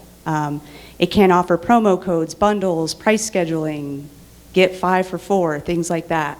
And then we can also use the patron data from Showware to help us market to people inside the community and outside the community. So Pebble Creek is very similar to us, and they still use Showware as well for all the same reasons. Questions? So I know that we, after many years, finally increased our charge that we did for theater tickets for the first time in forever, pretty much. And yet, it seems like attendance has gone up. Is there anything, built into any other ticket change for this coming year, or are you keeping it at the same as where it is today? No, I want to keep it the same that it is today, and just build that average attendance per show. That's my MO right now. So just picking the right shows and hope everyone goes. Liz, tell me, you started off and I didn't quite get what you were saying about revenue. Tell me that again real quick. So I increased that first line, theater rentals, that has since changed. You just don't have the updated version yet. Okay. So it's changed to over 223,000. So it's gonna make the bottom line after it's all said and done to over 100,000 now. Okay, so you added 20 grand. Right? Pretty much, yeah. Okay, a little over. and then you took the total profit number up 20 grand. So it all fell to the bottom line. Correct. Okay, cool. Liz, the wages are up 24% compared to the 24 recast. without any increase in FTEs. Is that blended with lifestyles at all, that number?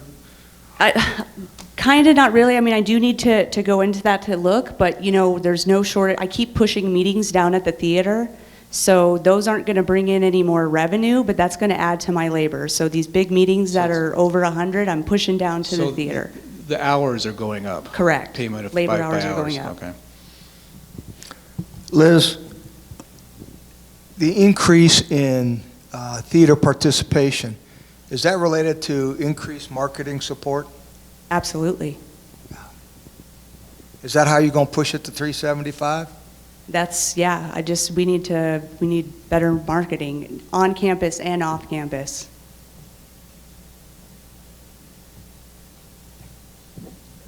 Any idea or comments about food service for these shows?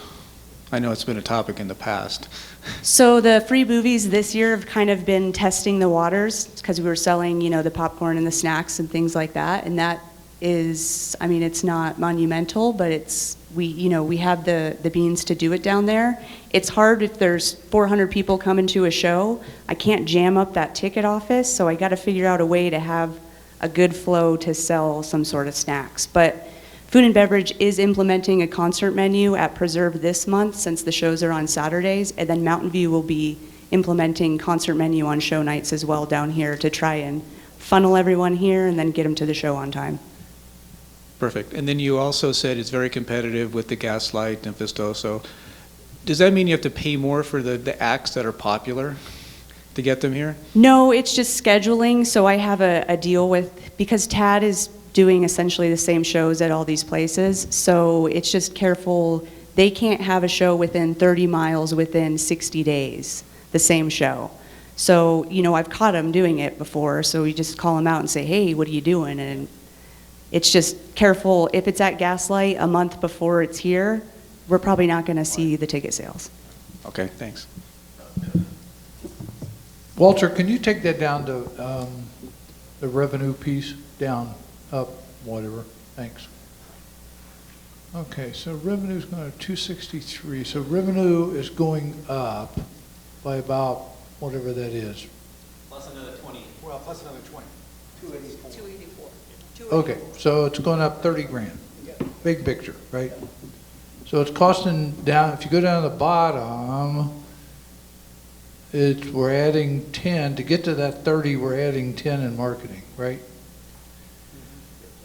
Okay, is there anything else we're adding to get to that 30? I'm wondering incrementally.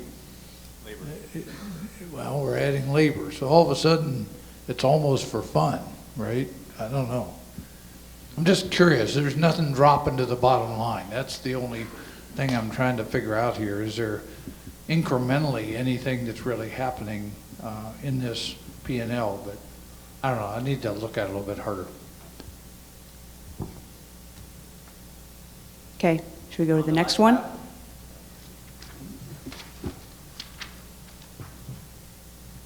So lifestyle overall revenue, I did a 9.5% increase. So all the instructor fees, those come from things like pickleball lessons, swim club, fine arts guild, dancing classes, ILR, piano and Spanish. We're starting to host our own classes for instructors. So in 2 weeks, we'll start having available, we're going to do a floral arrangement class, and we're also going to do a natural dye class. So we'll kind of see how that goes to test the waters of us hosting our own classes, and that will add to that revenue line.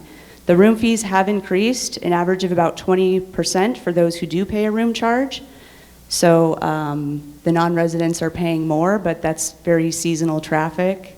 Obviously summer and holiday season, it dies down a lot. And then for the fairs, we have the 4 annual club public events. Those are things like the health fair and arts and crafts fair and those items. And then as far as expenses, no change in manning. It's a 7.4% increase on the wages, and I have 2 employees that haven't had a review yet from this year. And then if I'm adding programming, that'll add labor, but hopefully that's going to add revenue as well. We've improved our scheduling a lot by now having a straight schedule of an A shift and a B shift. So managers are just monitoring the master schedule and scheduling staff accordingly. This is also shown in our KPIs with comparing our room reservations versus labor hours. Purchases, just normal equipment and supplies as needed. Batteries is always the biggest one.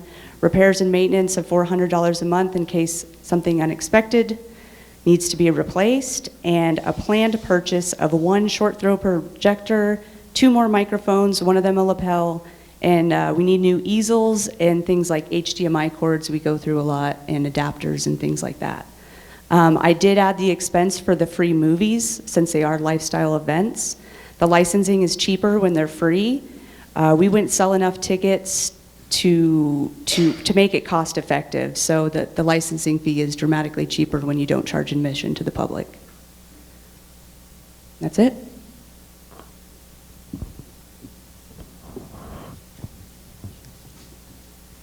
All right, run, Liz, for the next question. All right, so that brings us over to fitness. Been waiting all day for this. Can we just join Netflix Have you stood up in the last hour? Yes. Because you know recommendations now are 3 minutes for every hour you gotta stand up. We were up at 9. Can you do it all We at can once? stand up again. Oh, yeah. You could do it all at once for sure. Good morning. We don't have to do yoga, do we? You don't have to do yoga. It'd be good for you, though. All right. So, I'm Jeanette. I'm the Fitness and Wellness Director. You will see that for 2025 budget, I have predicted a 6% increase in revenue. I'm going to have to focus on my small group training and session-based classes because I'm almost used up all my space during season. I have also done an uptick in expenses because I have to absorb the cost of the wipes in the gym now. It used to be facilities. They're quite expensive. I have to do an uptick during season as well for those. I didn't budget accordingly for those, so I reforecasted for that for the last half of this year as well. I also am doing a 4% increase for wages, minimum wage increase for our front desk. It doesn't really apply to our instructors. I am lowering 1 FTE, 1 full-time equivalent, because I am the only full-time person now. I got rid of the last one. And we're now with just 2 part-time, and then the rest are variable hour. I will be increasing the cost of the monthly class pass, and that's part of the revenue increase that we will see. Any questions? And what is that class pass? The monthly class pass currently is $85. I'm going to increase it to $100. And that's for unlimited fitness classes. Can you, in your revenue side, talk a little bit about massages? You know, you don't have a line item for it. No. I think it's, the impression I've had of massages is the masseuse gets a cut, so we really are only reporting a revenue line of our piece, but I may be completely off with that. So explain all that, can you? Sure. So they do get a cut. They get 60% and we get 40%. Okay. And we don't have a line item for it. It would be nice. But so our revenue line and our expense line does not include the total cost of the massage, nor the cost for us to give the cut to the masseuse. Correct. So they're not in there. So the only thing we got up here in your revenue line is 40% of those massages. Yes. Okay, so can you give me a hint? Is that like $1 or $20 or how many dollars a year are you thinking massages are? Currently, up to date, we've probably made approximately $5,000 to $6,000 since we started with massages. So it's not a lot. It's not a lot, but there is no expense to it. This makes people feel good, yeah. That's correct. That's what we do in the fitness department. I'm just thinking of, when you think of 5,000 people that live in Saddlebrook and how many get massages, we must be touching like 0.1% of that. I mean, we're just not, You're not getting nothing out of it. And I don't do massages, but my wife does. She's very frequent in it, and it ain't going there. So I'm just, 40% is free money, honestly, and if you got the space, I would think, what are we missing? What's the thing that's missing from getting 10% of the massages? We are not a spa experience. We are a massage and a fitness center. Oh, so there's no smell good, and Yeah, there's we no don't have the experience. sound, and That's right. okay, wow. Thank you. I've been curious about that. Any other questions? I'll buy you some incense. Okay. I'll hold you to it. Want to take another 5-minute break? IT? Sure. All right. Be back at 10 o'clock. So if you can take your seats, and then we will hear from Steve.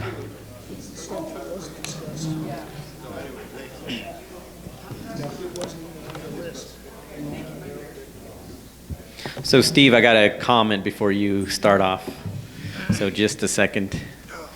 All right, so as we build the budget, there's a section called G&A, General Administration, and we've lumped that all together, but G&A is made up of several different departments, and so that's what you're going to see next is a bunch of these little departments. We'll show you how the sausage is made with IT, HR, and had to throw that one out there, Terry. So, yeah, so that's what you're going to see is a bunch of small parts, but these parts all go to make the overall GA budget. So we'll let you start off, Steve, and I will go to your slide.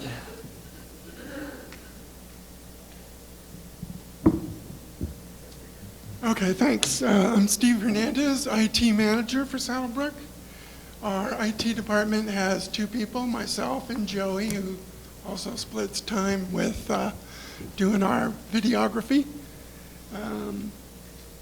We have a contract with Lee Chinook, which is allows a technician on site 4 times a month, every Thursday. We don't have any revenue, unfortunately. We're not charging back for our services, but we do have quite a few expenses, including the contract with Lee Chinook. The biggest expense on those contracts are our legacy, North Star, and TEI support contracts, which kind of, if you looked at the total for this year compared to last year, it's those 2 things that make up the bulk of it. Go right, Walter. We don't have the reforecast up there. Not on the individual, on the overall we have it, but I don't have it on the individual. Okay. So what I had was like $339,000 for the entire budget of IT last year, or this year, and then $352 for next year. $13,000 difference there is split up with $13,000 for TEI and $3,000 for North Star on the legacy versions. So, if we're not using those next year, then we'll have some savings in that area. We'll also probably renegotiate our Lee Chinook contract so that our on-site technician support is only every other week rather than 4 times a month. And the next biggest extent, or the biggest expense overall, is really the CenturyLink data and voice circuits. So that's like $110,000. So about a third of what our IT budget is right there. We're looking at, moving everything after next year into IP-based. So the phones are IP-based, but we also have a phone switch. So we're looking at swapping over into Teams support. Not sure what kind of savings will be there, but that's kind of a research project for next year. Any questions? So let me add a little bit about why CenturyLink is so important. We don't have a hard wire from here at Mountain View down to the Desert View complex or up to the Preserve complex. All the data that comes from here at Mountain View has to jump onto CenturyLink lines to get down to the Desert View, get up to the Preserve, get out to the golf course maintenance yards. So CenturyLink really is our backbone once you leave the Mountain View area for your electrons to get there. So the POS stations, everything that's linked to North Star is all linked, and we're based, we have to depend on CenturyLink. So that's why that's so important. Right, we have a 100 megabyte Ethernet circuit here, and then 50 megabyte circuits at both Desert View and Preserve. And then we have Comcast broadband at the golf course maintenance yards and the guardhouse. Steve, sites. you have a bonus of $3,000 payable, I guess, next year. Is there a formula for that? And if there is, what is it to determine the bonus, the amount? I have a bonus? I didn't know that. Thank you. It's in the budget. It says performance bonus, $3,000 in December. Okay. So what that is basically Walter has the discretion of giving bonuses, so that's probably just. Is that for the entire G&A? Yeah, that Okay. should be taken out of there. Okay. It should be specifically in that one. Wait a minute, Terry. Yeah, sorry, Steve. I tried to slip that one in there, but You're cut off. Any other questions? Yeah, the CenturyLink thing is interesting. Is that really like hardwired forever for us? Do you think that there's ever going to be competition for that significant of an expense, or is it just, it is what it is? Well, I looked at it last year, switching out to Comcast because they were coming into the site. But price-wise for the circuits, they're about the same. So whether they ride on the infrastructure for CenturyLink but use Comcast switching, I think the prices are all about the same for SD-WAN. Okay. it's not so clear either, because you might have like Verizon here and CenturyLink, but when their wires go back out to the street, they connect to the same line out there. So we've had situations where one of the main trunks is cut and you lose both CenturyLink and Verizon. You're trying to, come up with a contingency plan, but a lot of times they rent the same space on the same fiber cables, and so it's hard to know exactly how to set up your contingency plan. Okay, so there is some analysis and capability to at least make sure we have a competitive offering, it sounds like. So it's not this, sorry, whatever they said we do, we got to do. It does sound like you have some competitive Yeah, there's analysis. CenturyLink and Comcast, I think, are the two big service providers here in the area. And I've used CenturyLink at Honeywell for 10 years over there, so they're pretty robust. Steve, in the reserve portion of this budget, there's $90,000 for IT switches. If that were to occur, would that decrease some of the operating costs going forward? That cost is for replacing hardware. Right, but if that were done, would that decrease some of the IT expenses on an operating basis?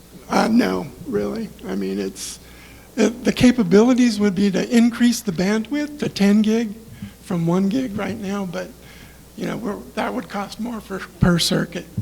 So the answer is no. Short.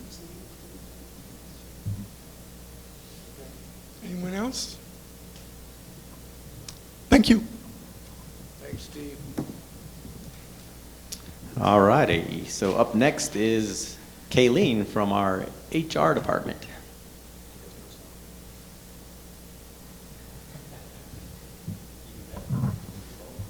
Good morning. I'm Kayleen, Human Resources.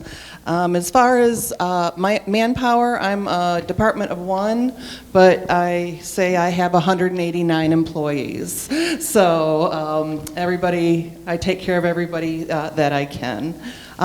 This year, I'm actually asking for $19,000 less than 2024. One of the main reasons for that is that our system that we use is called Paylocity. And during this year, Paylocity added ZipRecruiter. When you look for a job, when you post a job, we use Paylocity. And then there's like 10 services like Indeed and things like that it goes out to. It did not go out to ZipRecruiter before with Paylocity. So if there was a job I really needed filled fast, I would go into ZipRecruiter, which was not a cheap program to use.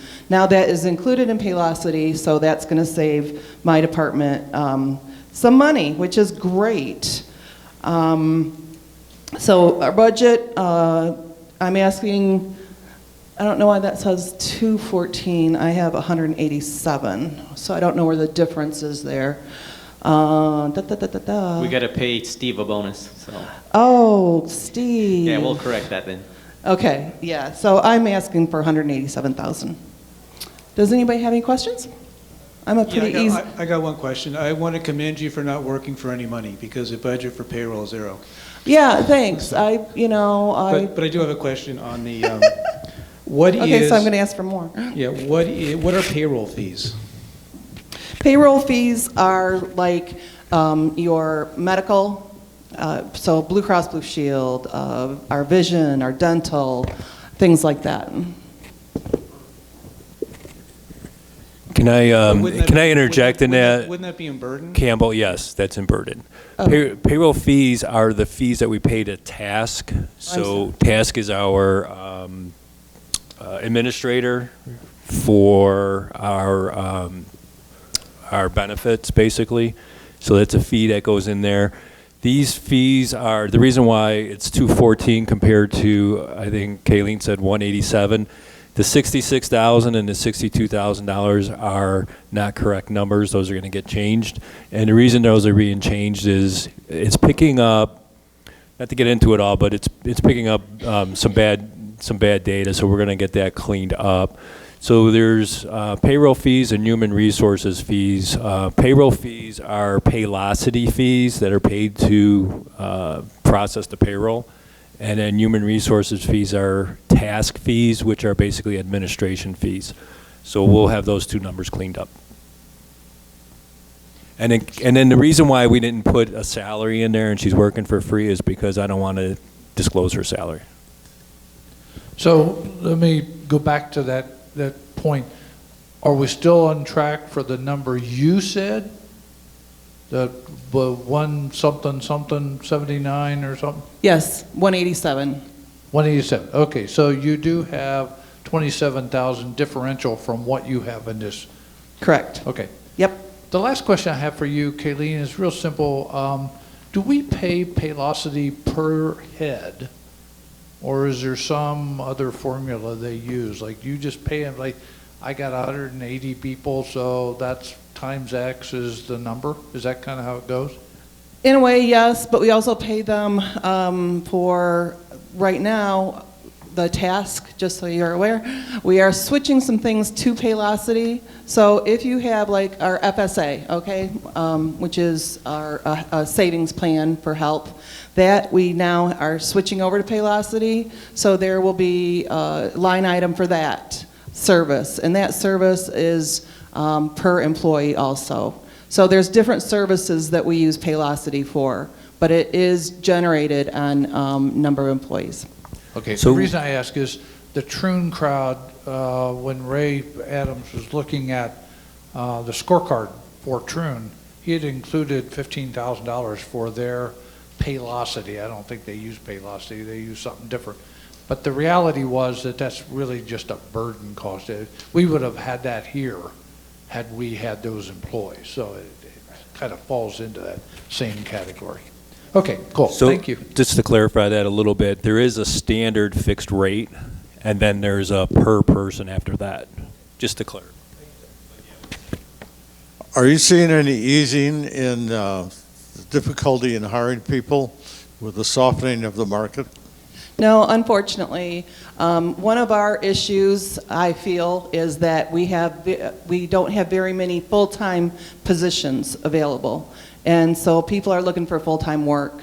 So getting the part-time, variable hire hours is kind of difficult. And then the most difficult piece I find is our location.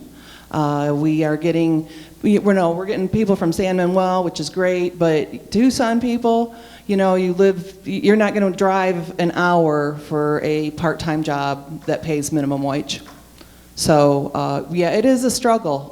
There's some jobs that we can fill like that, and there's some jobs that take a while.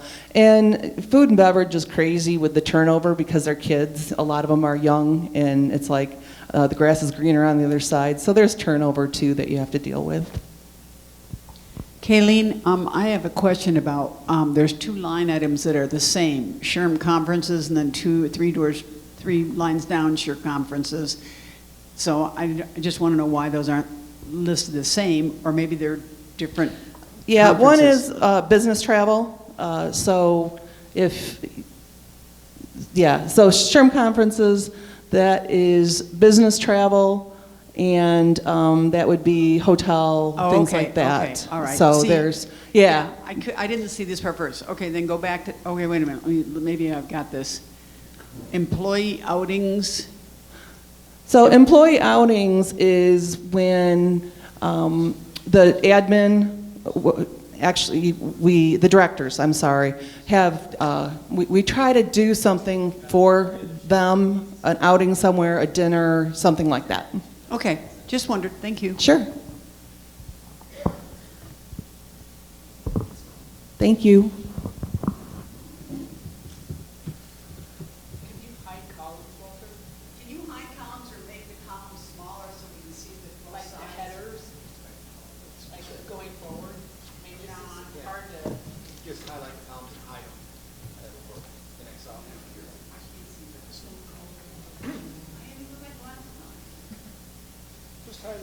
Just highlight January through November and just right click and say hide. There we go. You want me to hide them? Yeah, just hide them. There you go. There you go. Now you can make it much bigger. Wow.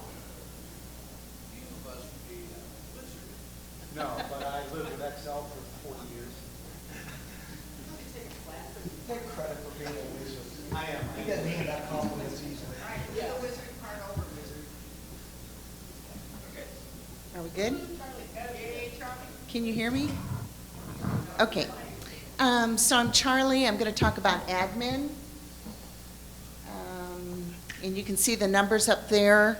There's 5 of us in my department. We're all full-time employees.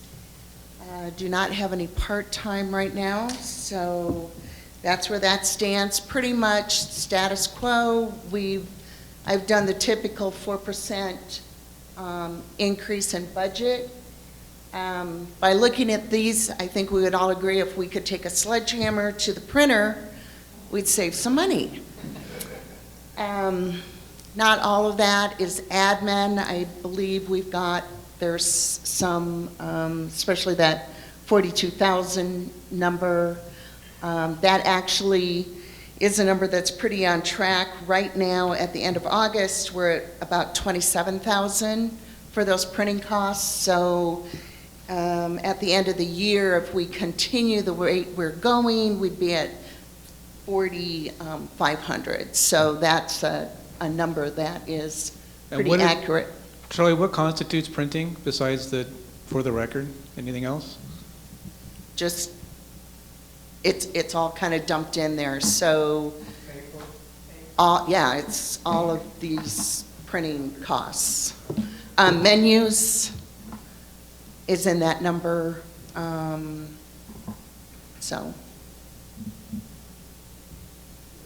And that's an accurate number. I mean, it's what's coming up.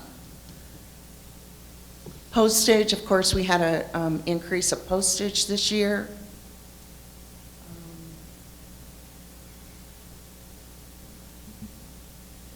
I don't know that there's anything else I can really point out. It's Well, why you just- pretty status quo from last year. Yeah, Charlie, I discovered something yesterday. When we send out registered mail to our residents, it costs how much money per letter? It's about, what, 10? $9, yeah. So I want you to think about, just for all y'all paying attention at home, when I'm chasing 60 residents that are overdue on their POA, and the staff sends out a registered letter, there's $500+. And so, yes. So in addition to that, Matt, when you have extra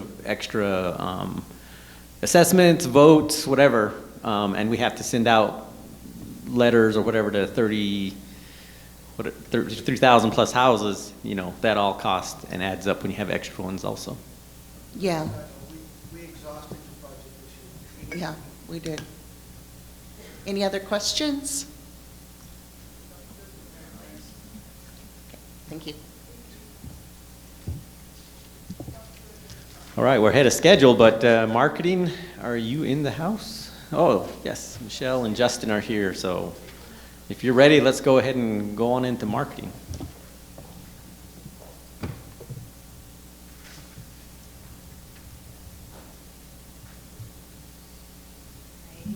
Good morning, everyone. There we go, the marketing up. And just to clarify, the For the Record is actually under the marketing budget for printing cost. That's something that we cover in ours. Okay, so just kind of a brief summary of the marketing department here. You know that we're pivotal in driving resident engagement, increasing revenue, and maintaining our community's esteemed reputation.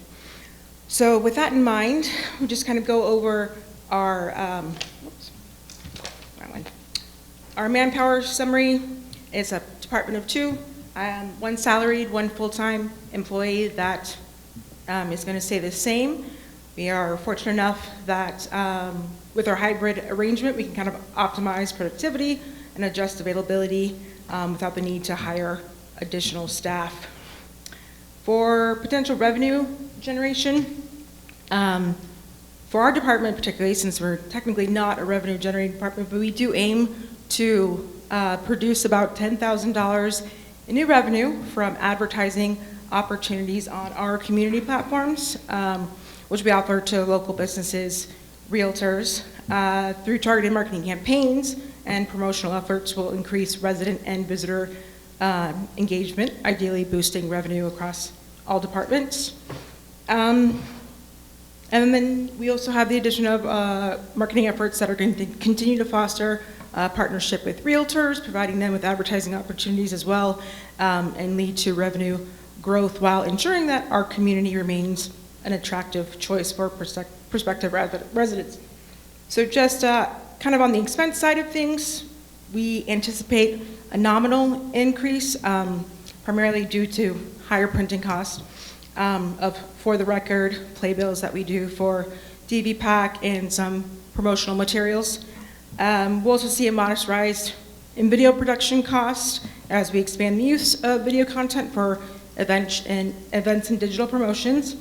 And AI integration will also continue to allow us to automate kind of repetitive tasks, which will improve marketing precision, save time, ultimately, kind of balancing the cost with improved results. Some of the influencers on our budget would be AI and automation. So by, again, leveraging AI, we'll streamline our campaigns, management, and communication to reduce labor costs and improve efficiency. Video production, increasing video content will help us drive engagement across digital platforms, which is a key tool for reaching prospective residents and increasing participation in events. Paper just gone up. Sorry about that.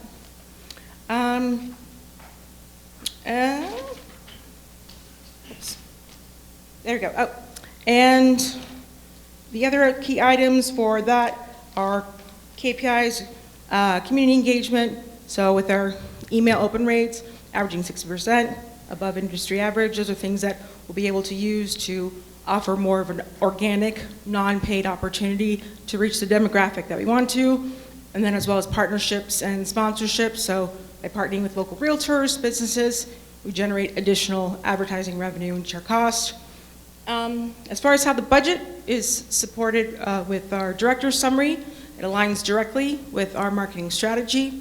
We'll support key community initiatives by promoting events, growing revenue from amenities, and maintaining a consistent brand image. Every dollar we allocate will be backed by data-driven decisions, ensuring high returns on ad spend, maximizing engagement, and our expanded video efforts and AI integration will help drive cost-effective campaigns. So really, for the marketing department plan, it's built around maintaining cost efficiency while driving revenue and resident engagement. Our goal is to support all other amenities to increase their revenue as well as increase our engagement and communication with residents. I believe you'll see, I think the difference is about this 10,000 increase overall from last year. And all of that is going towards increasing some of the ad spend in particular departments in order to help them drive revenue. And actually, the other piece that has added to that 10,000 is looking at going to conferences and expos. Trune offers theirs for marketing and kind of looking to participate either locally or out of state in some of the conferences that are particularly geared towards a demographic of people looking for retirement lifestyles, where they want to live, where they might want to move, that we can have a presence at those. And that is it. If anyone has questions? Yeah, I got a question, Michelle. For down at the department marketing budgets, such as F&B, golf, the Desert View, how do you allocate your dollars to those departments? What's your formula? So on the ones that are producing more revenue, those are the ones that we're going to really look to adjust. What I did, honestly, is when I came in, I adopted some of what that budget was laid in place, and then I edited through strategy, through A and B testing, and figuring out what's the best means and medium. Ideally, we're going to look at ROAs and ROIs. So we want that return on the ad spend and return on investment. You're going to see more, with golf, because there are potentially more that can produce more revenue. And then you see food and beverage, the same, since they're both open to the public. They have the chance of producing revenue, the same as the theater. So those kind of formulas are the ones that have the bigger potential of producing revenue. We try to look at the best cases for optimal ROAs, ROIs, in order to allocate the budgets for those. Yeah, so that was a lot of words. Yeah. And I'm a much more simpler person. I know that you do a great job with data and metrics. Walter sent me some information last night about the Monday message, and holy cow, wow. But my question is parallel to Campbell. What I'm trying to understand, when you make a comment about increased marketing to attract outside customers in F&B, do we have numbers that tell us that 99% of our customers are residents or something like that? We actually have, some of them are either kept in Open Table and in North Star, so we have the ability to track. There is a smaller percentage that is outside customers, so the money allocated for that would be smaller, but ideally it's to tap into that kind of untapped market. The focus is still on residents. So when I think about food and beverage generating $4 million in revenue, and we're putting more money into the theater, I have a hard time understanding ROI relationships in that regard. The theater is a much smaller revenue generator than our food and beverage operation. Can you amplify that for me? Yeah, actually, part of that is, you'll see an increase in revenue for the theater. Some of that is to get awareness and introduction. The idea is if we're offering these shows, we want to be able to continue to offer them with attendance and money. So that requires a little bit more marketing, considering the location, what it is that we offer. A lot of it is a little bit more unknown than with the residents who are accustomed to the meals and the establishments we offer there. A lot of that goes to, we're also looking to do for next year kind of advertising for the event space, because that's available to rent on a large scale, the theater itself. So the potential to advertise that, to optimize the ability to really get the best out of each show that we're offering, so we can be consistent across the board. Is Troon spending the marketing money for golf? Yeah, actually, it was a little bit less, obviously, because Mountain View didn't open when it was supposed to, but they're back into the groove of things and spending what's allocated. And they did, I know those are in red, but I did talk with Steven, and we are good to implement the same budget that we did last year, so those numbers are good for golf. Michelle, I'd like to say you and Justin have just done a great job. I think we don't appreciate how much effort it takes to communicate with both our residents and others on all the things going on here. And the fact that underlying all of that effort is statistics that prove it's worthwhile. That's always the hard part. That's the secret sauce. So thank you very much for all that you do in that regard. I've got an accounting question though, and if I understand this, what you've done, Walter, is you've pulled this out of G&A, essentially? Is it this as well as HR? And No, IT? it's not pulled out. We're just highlighting it, because if you go look at the G&A budget, there's all of these line items, and some of them belong to IT, some HR. Right. So what we tried to do is make it easier for you to understand that by breaking them out here. Okay, and that makes sense. But what I want to know is the 165 labor, that whole piece with burden and everything, will you find all of that money in the similar line of G&A? Yes. Okay, so that 160, when I look at the G&A number of 1 point something, I can't see the whole number here, in that is 165 for marketing. Yeah, right? it's all laid in there. Okay, okay. So when I go down, so I got a 190 something here as a total expense for marketing, which makes a lot of sense. And then I go below that, and if I remember what Liz said when she was here, she has 24 in her budget for Desert View. So that 24 is now in her budget for Desert View as an expense, correct? Correct. Okay. So when I do all that crapping around, I got 190 minus 116 that's outsourced into other budgets, I think. That's incorrect. Okay. So basically what this is breaking out what marketing and putting it in one spot so you can read it, as opposed to have the marketing for F&B way over here, golf way over here, Desert View Totally over here. So we're bringing it all into one spot. The $116,000 is what the marketing budget is for all of those departments. Yes. And the only thing that's going into G&A for marketing is the $30,000, which has to do with marketing Saddlebrook itself and not, these other amenities. Okay, so that's where I was headed, because in the G&A, there's a line for marketing for, like Terry says, about 30 grand or something. So all of what's pushed out into other budgets, Troon, F&B, on, plus the 30, plus the labor piece up at the top of G&A, that's how that gets accounted for. This is just a summary of where all those pieces went, kind of. Is that right? We're not If double I'm following you counting right, something here. so the salaries, right, go into G&A and the salary line item. That's all part of that. And then all of these other expenses that are below that, the seminars, training and such, those all add up into the G&A line item that's in there. And then the marketing G&A is the only other piece that goes into the G&A budget.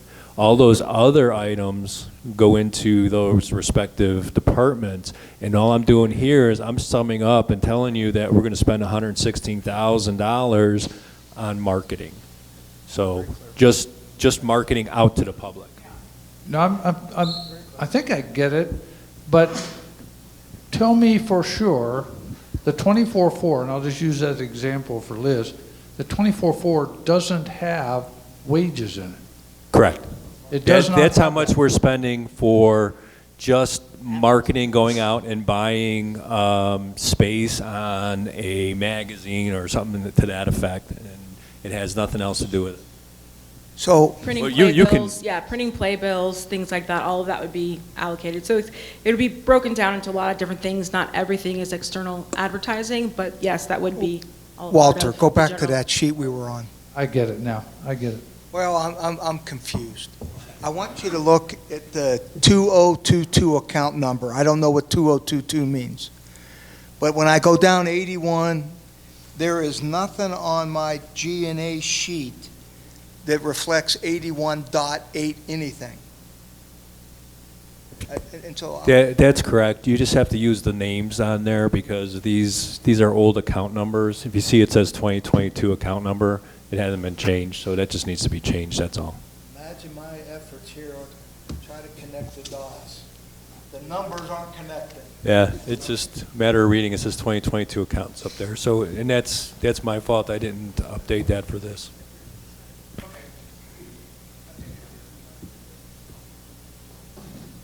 Any other questions? Michelle, I want to echo the observations of Mr. Liniger. The data that you all produce, those click hits and all of that stuff, so we understand the residents are paying attention to our communication efforts, is greatly appreciated. Perfect, thank you.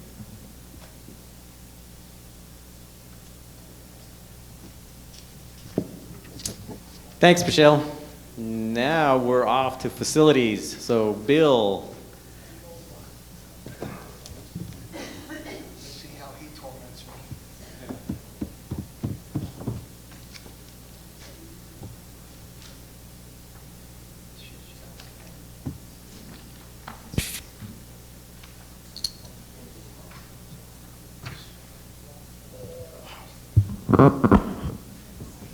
Morning, Bill McGinn, Director of Facilities and Operations.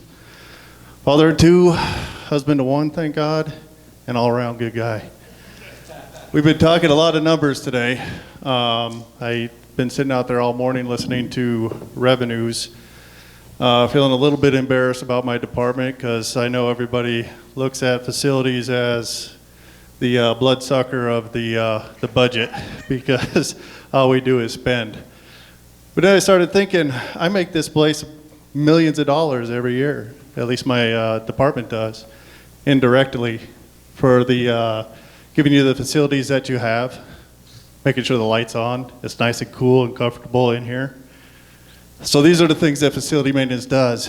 We take on projects like, putting sunscreens on ice machines, just fixing anything that happens. So I'm getting ready to explain my budget to you, which was basically just about a 5%, which was one of the lower increases as far as the budgets go, and how I came about it. So I took my director's summary and I went along with it, and I tried to put it in my plan of financial stewardship, communication, and the overall resident experience. So as the numbers will reflect as I go down, and I will answer as many questions as you have for the budget. So let's go ahead and get started. So let's start with wages. I started out, last year's reforecast was 688, and I did a 4% increase to a roughly 4% increase to 710. But originally, it was about 750 until I sat down with Walter. And I graciously gave away my position, or my ask for a new position. I'm a giver, it's what I do. Some say saint. We'll leave it up to the Pope, but it's all good. So the 710 covers the 4% increase. Then we've got the burden, which was calculated by Terry, which gives us an 855 for next year's budget. So when we really start looking at the increases that I have, we start looking at the building RM. You noticed last year I had a reforecast of 106, and this year I went up to 126. And I'm sure there's going to be questions about that, but let me explain.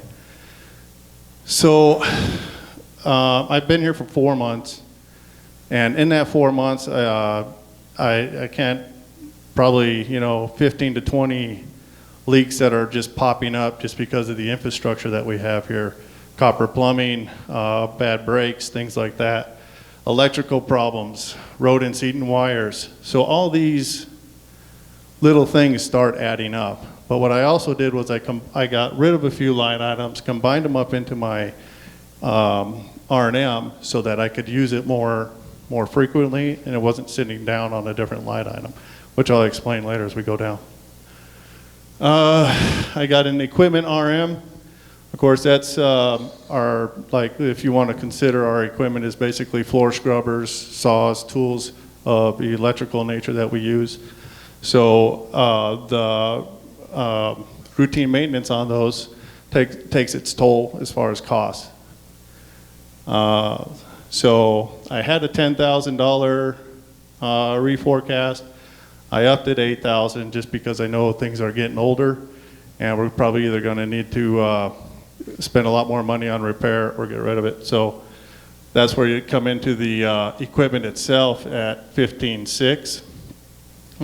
Purchases. I'm going to try and save us money by repairing more equipment and replacing it. So that's why it's less than it was in my reforecast. And as we go down to vehicle RM, a slight increase. I did combine the tires and the vehicle RM line items and came up with this price, basically in the hopes of getting rid of my Colorado. So those of you in the reserve budget, I kind of planned for that. That's my money sucker. Then you go into the small tools. What's the difference between the small tools and my equipment? My small tools are tools that you carry around in your buckets, screwdrivers, wrenches, sockets, small hand tool items that we use, and it seems as though they break more often than normal. So I mean, it's only a $1,000 increase, but I would like to get my guys a few more tools to help us fix a lot of the ailing elements here in our infrastructure. So that's why the $1,000 increase there. Equipment rental. Equipment rental went up because last year they only had the forecast of one ice machine. We now pay for the pickleball ice machine as well. So that increased basically to $1,000 a month burden for us. And then you'll see in November, we've got an $1,800 increase, and that's because of rental equipment that we were anticipating for hanging lights. We need to get lifts, things for the holiday season. So I anticipated a little bit more expense for that month for rental equipment. Where am I at? Okay, gas and oil, hard for me to estimate, but I went off the back 5 years to see what we were spending on it and what the steady increase was, and I use that percentage basically to give me an estimate. I'll know more as the year goes on and probably get a little tighter number for you folks there. Refuse was miscalculated last year. My reforecast reflected that we were about $400 to $500 short a month on our refuse, which was 14. It should have been 1,900 roughly. So I put that in and did a 4% increase, which comes up with that number. Natural gas. Okay, so again, it seemed pretty steady on the increase, so I just brought that up. And of course, from month to month, it will change. I put 4,700 across the board because I'm waiting for our gas company to give me a number of what they're anticipating their monthly increase will be. Pool equipment, this is a fun one. So I went from 17 to 25, and this is what I'm doing to help us save money in the community, looking to be financially responsible. You're looking at, I'm doing what is basically combining a bulk order for like our chemicals and things like that. And can you tell them what a CAT system is? I can. It's our chemical adjusting system. It basically allows us, I anticipated that question, but it's an operation reducing potential. It basically combines our chlorine and our acid so that we get a cleaner pool. It's basically a control system which helps us measure how much chemicals we're putting in. And the thing about the CAT system is it gets older, and I'm looking to start replacing them a little bit at a time so we can get the upgraded version so we have a better way of measuring our system and easier to control, hopefully a one-day Wi-Fi. But combining that system with, when I get down to the chemicals, I'm doing a bulk order, I'm hoping to use less chemicals. So I'm hoping that this is a high for the equipment. I don't think it's a high estimate for what I'm going to try and do this year to get it all up and running, and I've done a little bit of research, talked to a couple of our chemical companies, and this is what they explained to us. So I see it being benefit in the long term, but I think we need to start getting it done now. So that is why the $8,000 increase. Each system costs us roughly around $5,000. So I'm planning on doing about 3 a year, and we've got 6 to replace. This was something that came up after the reserve request, so bear with me. The pool natural gas. Okay, so we're hoping that with our new solar system at the Mountain View pool, it's going to reduce the cost. I haven't got the numbers to see just how much that's going to save us over the next, but I mean, we're coming into the winter months, so once it's up and running, it'll probably give me a bit better view of what it's going to cost us in pool natural gas. So I'm hoping that number comes down for us. I'm hoping that by the time I'm done with this budget, we're probably somewhere around the 125 range for the year. Then we go into the pool chemicals. Again, what I'm doing here is I'm trying to... Bill, can you back up a second? Sure. Is the solar system now installed? The solar system is almost installed. Okay. We have not hooked it up yet, and now with the pool closed, I can't get it up and running until probably November. So the cost saves really won't materialize until after the first of the year, probably? Probably, yeah. Okay. But again, I anticipate that it'll do what we want it to do, which is save us money. Okay, you're paying for those CAT controllers out of ops then, it's not in reserves. That's what I'm trying to do, because like I said, if I can move it to the reserve cost, that would reduce my, if we could do it all in one shot, and that was something I was going to ask later, but yeah, I would like to move it to the reserve cost, do it all in one shot, get all 6 units done, which would be about $30,000 to upgrade them and help us measure our chemicals a little better, along with the bulk order, along with our new solar program. I think all of that will eventually work its cost efficiency. I believe those are already in reserves, although I'm not sure whether the cost estimates are correct, but. Yeah, they fall into you're thinking of the equipment, the pool equipment itself.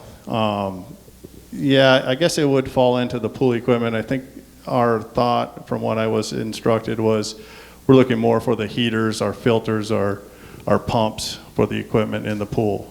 Not so much our measuring system, but I guess we could wrap it up in there, but I didn't calculate that cost into that, if that makes sense. Okay. Pool chemicals. So what I'm doing with the pool chemicals, we've been talking to a couple of companies and we've been trying to figure out a way that we could reduce our cost. Since I've been here in the 4 months, I've watched the price go from $5,800 a month to $7,200 a month to $9,000 a month. It just seems to be increasingly going up. I'm told that we might use less chemical usage in the winter, but I just don't, from the 5-year previous, I just didn't see it. So talking to the companies, a lot of the explanation was, one, we're going to be redoing our filter system. We use sand now, we're going to glass beads. Glass beads are more efficient. How does it save us money? With sand, we replace the sand every three to 4 years. With our glass beads, we do it every 10 to 12. They last longer and filter better. So you have that aspect. That cost me about $18, which would have been, over a time frame for the sand, it probably would have been somewhere around $60,000 from what I estimated if we did it every year on the change, compared to the one-time $18,000 that I'm spending to get it upgraded. We're also bulk ordering in our chemicals. What that means is instead of getting 3 to 10 5-gallon or 15-gallon deliveries, I will get one 250-gallon deposit, which reduced our chemical usage by about $2,300 a month, or cost by about $2,300 a month there. So that's what we're hoping to do. That 85 might come down further. I just got to get a cost analysis on it once we start doing it. Bill, can I just ask, I know when we signed up with Troon has some discounts for a variety of these kind of things, but one was pool chemicals. Have you made sure that you've investigated the Troon buying power there? Because it may not mean anything, and it may mean something. I can check with a representative, Dan. That's not a problem.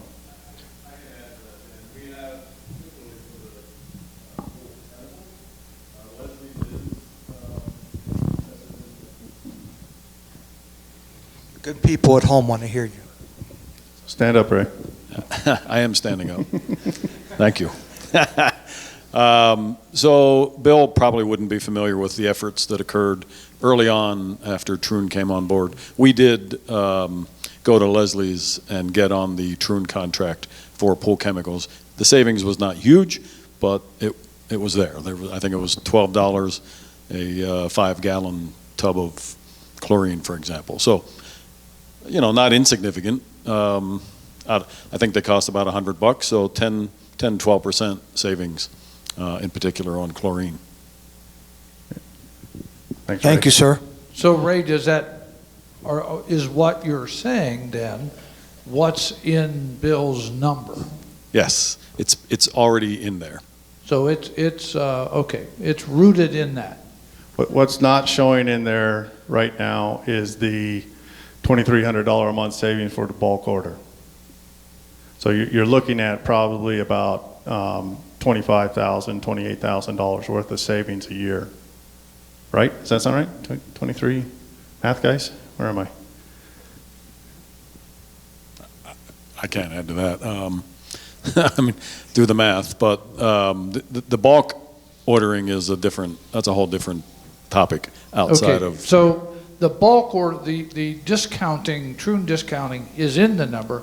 The bulk ordering potentially is not. Is not, correct. So that potentially at $2,300 could be another, whatever, 20 grand of savings that is not in that number today. Correct. It's not Cool. reflected. Okay. This is something that just came up. It is something that we were That's talking. great. No, it's Yeah, super, yeah. super duper. I mean, like I said, I'm always trying to find ways to save us money and stop the spending. Bill, when you bulk order the chemicals, where are you going to store 250 gallons? Okay, so we are purchasing 3 containers for the 3 area pools that we have, is basically how it works out. Initially, it's going to be a cost. These are things that we're working out. They're about $2,300 to $2,500. They go inside the pool area. A truck will come by, run a hose, fill those tanks about once a month. Yeah. Okay. Moving on. All right. So that's my pool chemical dilemma, and I've been working on it. It's something me, Ray, and Denny have been really trying to figure out the best way to do this system in our pool tech, Jerry. So more to come on that. I'm hoping to save us a good bulk of savings on that one. Where am I at? Okay, so pool licensing fees, that's pretty standard. $820 is what it's going to cost us for the 4 pool areas that get inspected. Pest control has gone up, and that's just basically a 4% increase. I am looking at another pest control company to see what they can get for us. I'm hoping that we get a little more reduced cost than what we're anticipating for the year.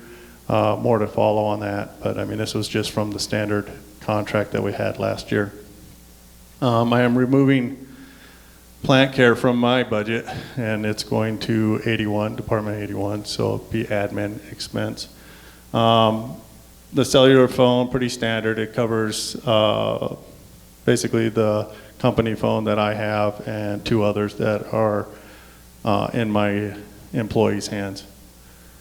Okay, electricity. This might be good news for you folks. Right now I have it at $270,000. It's also in the wins because I'm still trying to calculate what happens once we pay for our solar system, which is in the reserve of about $70,000 one-time payoff in, I believe it was April or May. So once that happens, we will no longer have we will no longer be paying for the electric bill every month for that solar panel. It will own it. It'll be ours. So we'll start generating some sort of money off of that. We roughly calculated it at about $2,500 a month is what we won't be spending from say June on. So this number should come down, and actually I'm hoping that it'll be somewhere roughly around $250 for the year. Even when the electrical company comes back to me and says, hey, we're going to be upcharging you, another 20%. So we'll see where we go with that. Again, I've got to get those numbers, and more to come. Same with water and sewer, still waiting on their numbers. But I estimated a slight increase for that as well. Cleaning service. So this is something that I talked to Alan about and Liz, and we were at a debate of which department needs to pay for it. So last year I was paying roughly $160,000, $158,000 in cleaning service. What that cleaning service did was took care of basically the night cleaning, all the restaurants, exercise facilities, theater, all of our arts and crafts rooms. Just basically they did a night clean and sweep of everything and trying to clean our glass, things of that nature. Not all our glass, but like our glass doors. And that one was just strictly that. It did not include my glass cleaning contract. It did not include our hoods cleaning or our kitchen cleaning expenses. So what I worked hard on was finding a kitchen company that would come in, clean our kitchen floors on a regular, and also do our hood cleaning. Turns out they came in probably roughly about $800 cheaper than what I did combined if we did it individually. So I combined that with that tabulation. Also, I reduced the restaurant cleaning or the major cleaning company to take care of specific areas. Basically, they will clean the restaurants, they will clean the gyms, and they will clean the theater. My team will take care of everything else. So, which is basically this room, windows, doors, things of that nature. And then for the window cleaning, I am looking for a company that will take care of our restaurant windows and our fitness windows.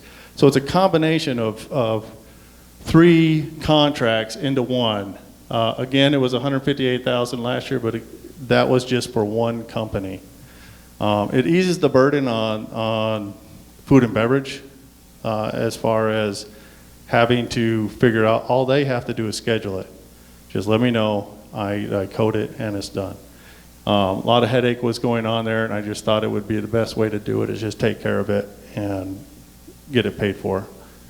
Just a slight increase, but I think it'll benefit us in the long run.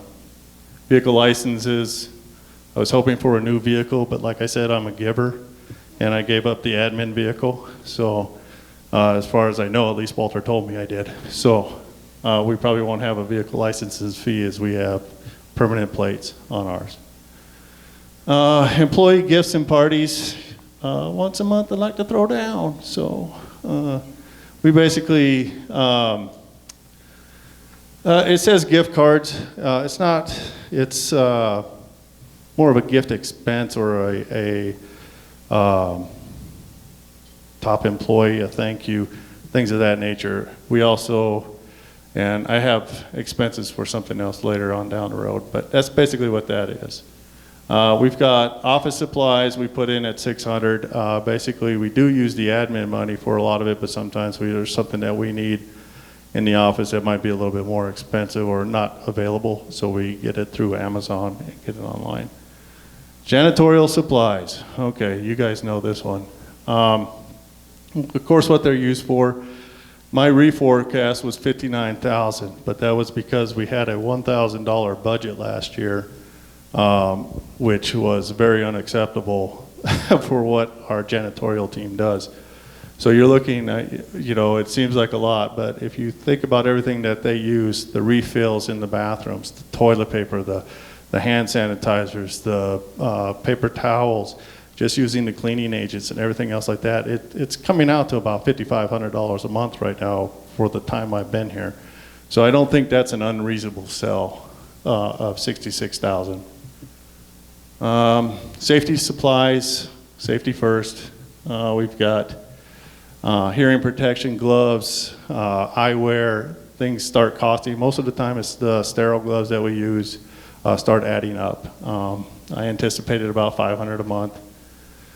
Employee training. So along with improving if we're hitting the strategic goals, my people need to be trained. So I have arranged for pool classes, online electrical training for handyman type training, not running conduit anywhere, but the basics, simple training, plumbing. We actually have some cleaning technique classes, safety classes, things of that nature. So that's where that employee training money is going. Plus, whenever I have a meeting, I do about once a quarter at the Mountain View Bar and Grill. And, you know, that's usually our safety briefing. Dues and subscriptions. Okay, I'm looking for, as I said in my director's summary, I would like to get a program that helps my maintenance team effectively calculate the number of work orders, show what we're doing, taking care of things in an instant. So I roughly need about $1,800 to $2,000 to upload this program. It's very simple. I explained it in the director's summary, and if there are any questions about it, I'll be more than happy to answer it today. But I'm asking for $2,000 in my budget for that. It's a one-time fee, lasts all year, and I can definitely tell you in a couple of days you'll see, or in a couple of weeks you'll see the data that it produces that will definitely help the board and everybody else realize that it is an asset to what we needed. Doesn't really complement North Star, but it does a far quicker way of getting the work out there for my guys. Okay, uniforms. 8,200. When I got here, my goal was to make a professional team, and I think I'm doing a pretty good job at getting a very professional team out there. Now I need them to start looking and acting a little bit more professional. Why it came up to 8,000, we're going to need jackets. It does get cold here in Arizona, whether people believe it or not. My folks are outside all the time.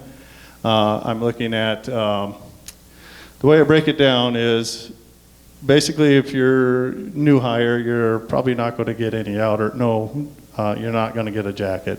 You will get a long sleeve tee type deal for the first basically 6 months until I realize you want to stay here. It's just like with food and beverage, there's a big overturn. So trying to keep track of all the outerwear that I have would be difficult. The jackets will be signed for and returned, but I also want to have nice polos for my team. The difference is from CAM to golf course to facilities, my shirts won't have individual names, but they will have basically operations on it, and our logo here at Saddlebrook 2. So I am requesting 8,200. I did a little research. I looked into even using somebody like Centos, or I think it's Mako, I think was the company that does uniform rental. That's quite pricey for about 18 people, 18 to 20 people. So I figured I'd just purchase them a lot cheaper. Remove promotions because I didn't know what the heck that was. Common area wall maintenance, routine maintenance. It's something that, what that money's used for. Trees fall on walls, cars run into walls, trees uproot walls. It's always a wall repair that we have to make, and it's usually something between $5,000 and $1,000 where our insurance doesn't cover that type of stuff. We also got projects that need to be painted outside of the realm of our reserve budget. So a lot of that money would go into that. That's why I'm asking for, I was asking on the reforecast for 21, and I actually asked for more, but again, I'm a giver, and I gave in to Walter, and I brought it down to 13.2. Mileage reimbursement, I see this number going up because I no longer have my admin vehicle. So I say 7,200, and you can thank Walter for this price. Probably is going to go up. I don't think that's accurate. We're probably going to be more around 1,000 a month for mileage reimbursement for the travel that I do and my team does back and forth to places like Ace and Home Depot, and just me running around this place. I feel sorry for the new director of agronomy because I put a lot of miles on that truck in the last month or so. So again, my reforecast is 1.9. I'm asking for 2 million. Should be, it's basically a 5% increase. That's what I'm asking for. I don't think that's unreasonable if you guys realize the cost of supplies and things that are going up over the next year. And I hope that you guys, if you have any questions, please ask them now. Man, I do a good job. All right. Really? Nothing? All approved? We're good? Good. Good deal. We got it all. We're good, Walter. Thank you, folks. Enjoy. Frickin' Matt. Do we know, I don't know if Bill, you know, or maybe Walter, that buyout on the solar thing, you're anticipating summer of 2025, it sounds like, the reality of that happening. Is that about what the contract says, or? Yeah, it's in May. In May, we'll buy it out with 70,000. Okay, okay. Because I remember people talking about that having a 5-7 year payback. So I don't know if that means 10 grand a year or something, but it does mean something, obviously. Ray, when that came up, we were talking, me and Walter were looking it out, and we did find that the payoff is in May through the reserve. And then we went back and calculated how much we were paying out for that every month. So we're pretty close. If I had to guess, it's between 2,100 and 2,400 a month that we'll be bringing back. If it's 2,400 a month, it's 2.5 year payback. Yeah, I talked to the company about this. I've got all the information. It's a May payback. It's May offer is what the offer is. And the only information we've got right now is what the Finance Committee did back a number of years ago, which was an estimate of $18,000 a month or $18,000 a year, which you can do the math. That's about a 5-year payback. But if it turns out to be 2,200 or 20, better, then that's great. So. Yes, well, the pay it off early was part of the contract. There's a 5-year and a 10-year payoff, and it's a fixed dollar amount of $70,620 is the payoff. I'm going by memory, but I'm an engineer, so I have pretty good memory on numbers. But and it's May 15th or whatever it is, so I've got all the details on that. We have to give them a 60-day notice, a written notice that we're going to pay it off, so we got to do that early this year sometime.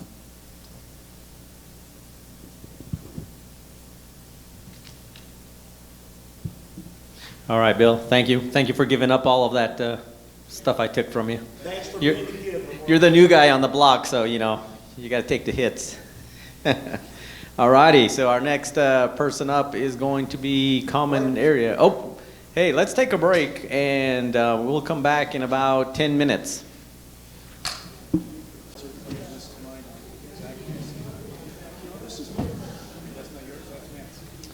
All right, so Mike's covering Common Area today. Good morning, everybody. My name is Michael Park. I am the Common Grounds Director for Saddlebrook HOA 2.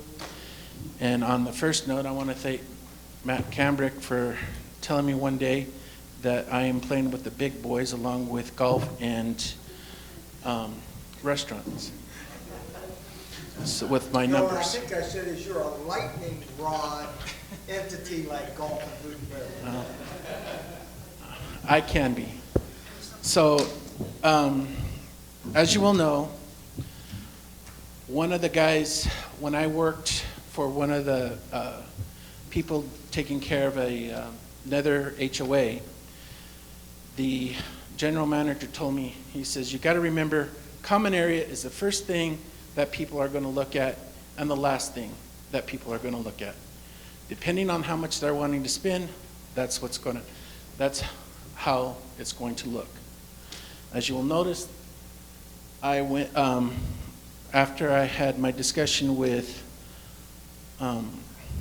Walter, we talked about getting rid,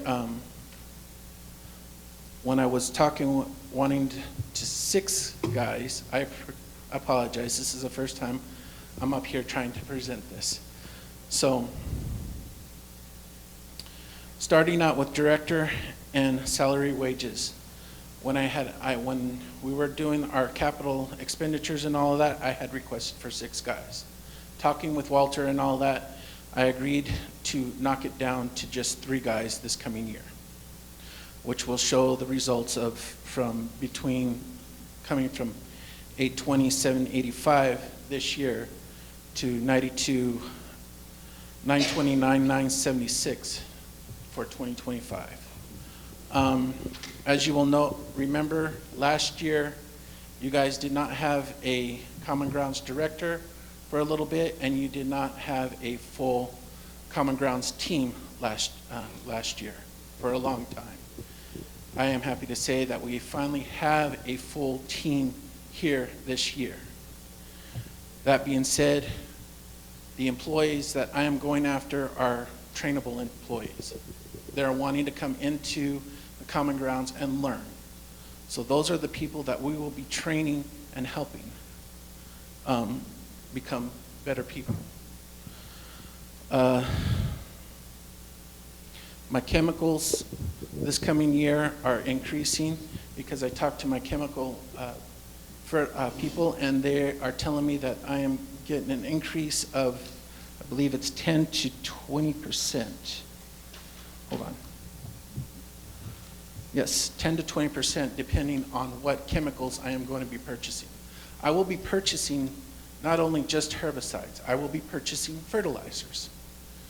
And these fertilizers are the majority of it will be around for these buildings, so that I can improve the looks of these buildings, common area, and give you a wonderful wonderful look. Plants and trees, I increased it a little bit from 17,900 to 20,000, and we will be replacing. As you notice, there are a lot of plants that are overgrown in the areas. And as you saw, I believe last week and the week before, I had one of my crews removing a lot of the desert spoons that were in the parking lot areas around Mountain View, along the preserves and all that. These desert spoons were way overgrown for the area. We will be replacing them with wonderful plants that will not be as evasive and not overgrow as much. The arbor management, me and my ground supervisor, Elias, had taken account of how many trees that our crew can no longer take care of because they are too tall for us. And we have to have a tree crew come in, which is 400 plus. And we figure between 20 and 30 trees will be coming out each year, so that number will increase. So I did increase my arbor management from 18 to 28 this coming year, 28.8. The flowers, as you will notice, I kept the same.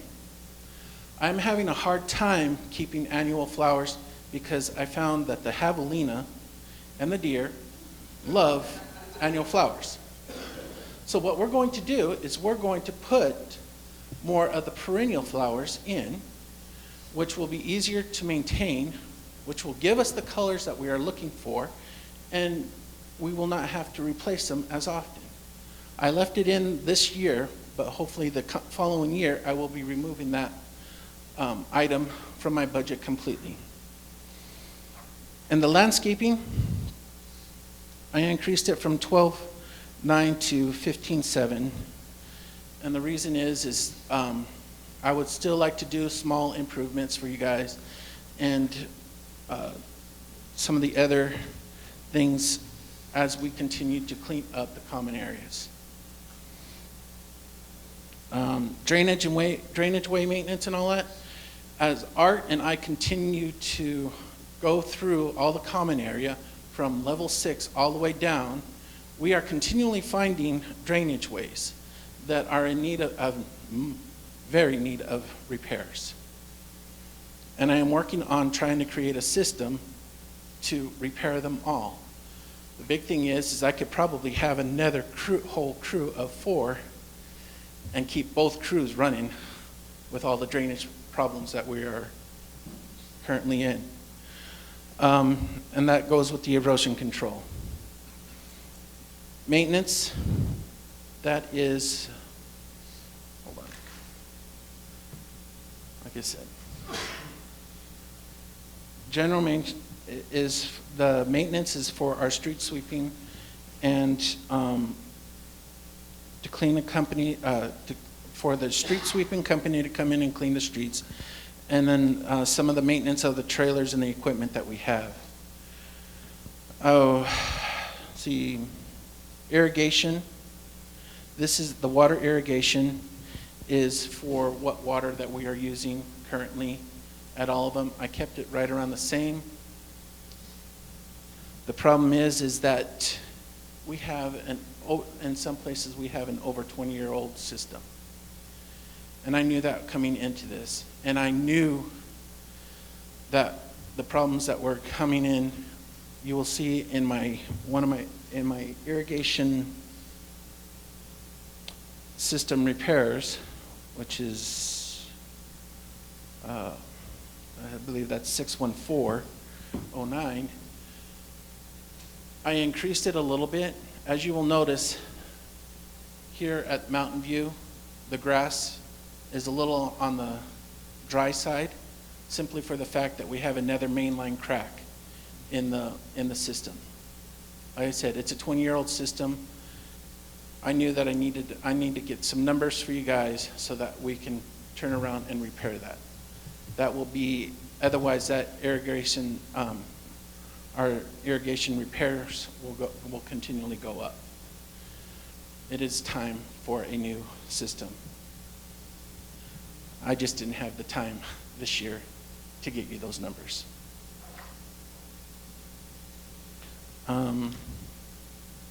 If I'm going too fast, let me know.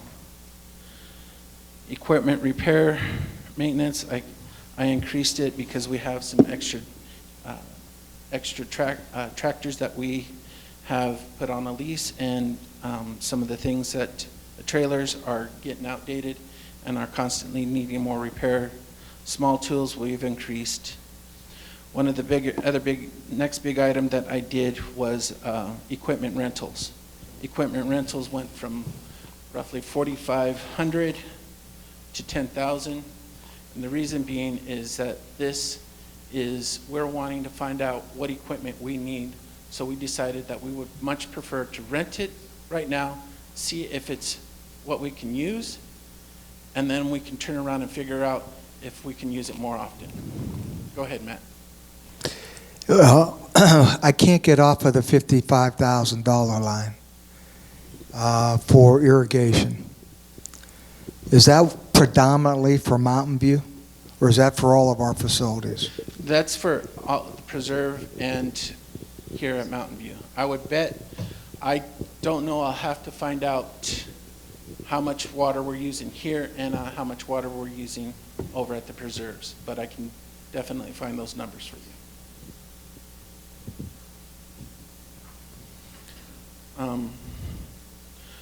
One of the big things that I had mentioned when we were doing our capital expenditures was that the DG walk path. I put that in our road maintenance and crack and seal. So that is another $30,000, and I will be doing, that will take care of another third next year, and then I will be putting that again for the following year for a third, depending on the prices, figuring out the prices. But as of right now, this is a solid number that I have, which is an extra $32,300 for So the let me add a little bit to that line, Mike, since what we do is we throw in the crack seal of all the roads, and we throw in small repairs of the road into this line in common area. So the majority of this is actually road work that we do, just small types of repairs. So that's the bulk of it, and then the 30,000, as Michael suggested or talked about there, for walk paths. Yes, as of the end of this month, September 25th, we'll be doing the first third of that DG walk path from Saddlebrook Boulevard heading all the way down to Ironcrest. And then we will do another third next year. And the reason I waited until September 25th was I wanted to make sure that all the monsoons were out of the way. That is how come that we did not repair the DG walk path sooner. Gasoline and oil, I increased it to $22.9. Refuse, I would like to get rid of this number completely. However, I do not have room for the refuge that we are creating from all of the shrubs and everything that we are pruning. I don't have a place to put it. I would love to use it here on Saddlebrook, but I have no place to put it and store it until we're ready for it. So that will stay, that number will stay there until I have a maintenance yard. So there's also another little bit of pressure here. Now that Robeson has developed all of their lots, we no longer have a place to dump the silt and the different soils that we bring out of the drainage. So I think you may have had some still, but at some point we're going to run out of space, and at some point we're going to have to actually haul that off property, and that's going to cost us also. Correct. I still have an agreement. I have an agreement with Robeson right now to dump at their well site behind Unit 14, because they're still using it as their dump site too, but that will eventually disappear. Signage, I am happy to say, is we're almost done with putting all brand new road signs up. So that line, I only kept $1,000 just in case of emergencies for stop signs, faded some signs for handicaps and all of that. But for the most part, all of the signage for the roadways are done, and we will not have to do that for another 8 to 10 years. Mobile telephone, we kept it right around the same. Licenses and permits, I kept it the same. Employee training, like I said, the personnel that I'm going after, will be needing to train into this job. I want them to understand how to do the proper maintenance for common areas. And so I increased training. Mike, who does the training? Do you have somebody come in? Do you do all the training? How's this training accomplished? So this training is going to be two-part. I'll bring in some people that are more than willing to volunteer some time to train the people on the proper way, and some of it me and Elias will be training too, because we've been doing it for quite a while. The other thing is you will notice that might as well just bring it up right now. As you know, we have applied for a weed grant. We will know something by the end of this month if we've gotten this approved or not. So with that being said, my chemicals will probably either go up a little bit or down. But that's a $200,000 over the next 3 years that we'll be able to use. Safety and signs and cones. My guys didn't have enough cones, and I want to make sure my guys are safe along the roadways and all of that. So we put up, as of right now, the majority of our vehicles have now flashing lights so that they can see, so people can see them along the side of the roads. And it is common, I don't know if it's common law or if it's OSHA, but we're supposed to have 3 cones behind and a cone in front of each vehicle when it's parked along the roadways. And when I got here, I don't think we had 1 cone for just the front or 1 cone for the back. Seminars and conferences, I would like to go and to check out some more seminars and conferences. I know that there's a big irrigation seminar that's going to be happening either in Vegas or in San Diego that will give us the most up-to-date irrigation system and see if we can even use it here. But I would also like to take my irrigation tech to this so that he can understand where the future is going. This will give us a chance to also automate it to where it will be able to access it by our phone and be able to, if we have a break, we can just shut it off and reduce our emergencies coming out here. Uniforms, I increased it about $1,000. The lot maintenance, Caliph, I kept that number. I put that number. We kept that number in there, and I reduced it some. But this is for the camp. Basically, this number is for the camp committee, and it will be used a little bit for the 20% weed grant that we have to put towards that weed grant. Do you have any questions? Mike, I'll start. I'm sure there'll be questions. I'll start with wages real quick. You've got 3 people up there. I remember conversations not long ago where one person, you wanted to add one person for level 3, and I think level 3 is kind of like roadways and stuff. Is that one of the 3? Correct. This is going to be, he's going to be in level 3. This will be, I have a part-time in there. I would like to get more of a full-time area in there. Level 3 is mostly the common areas in the units. It's not all the main thoroughfares. That is level 1. Level 3 is like in Unit 27, the common areas along the roadways in all of the units.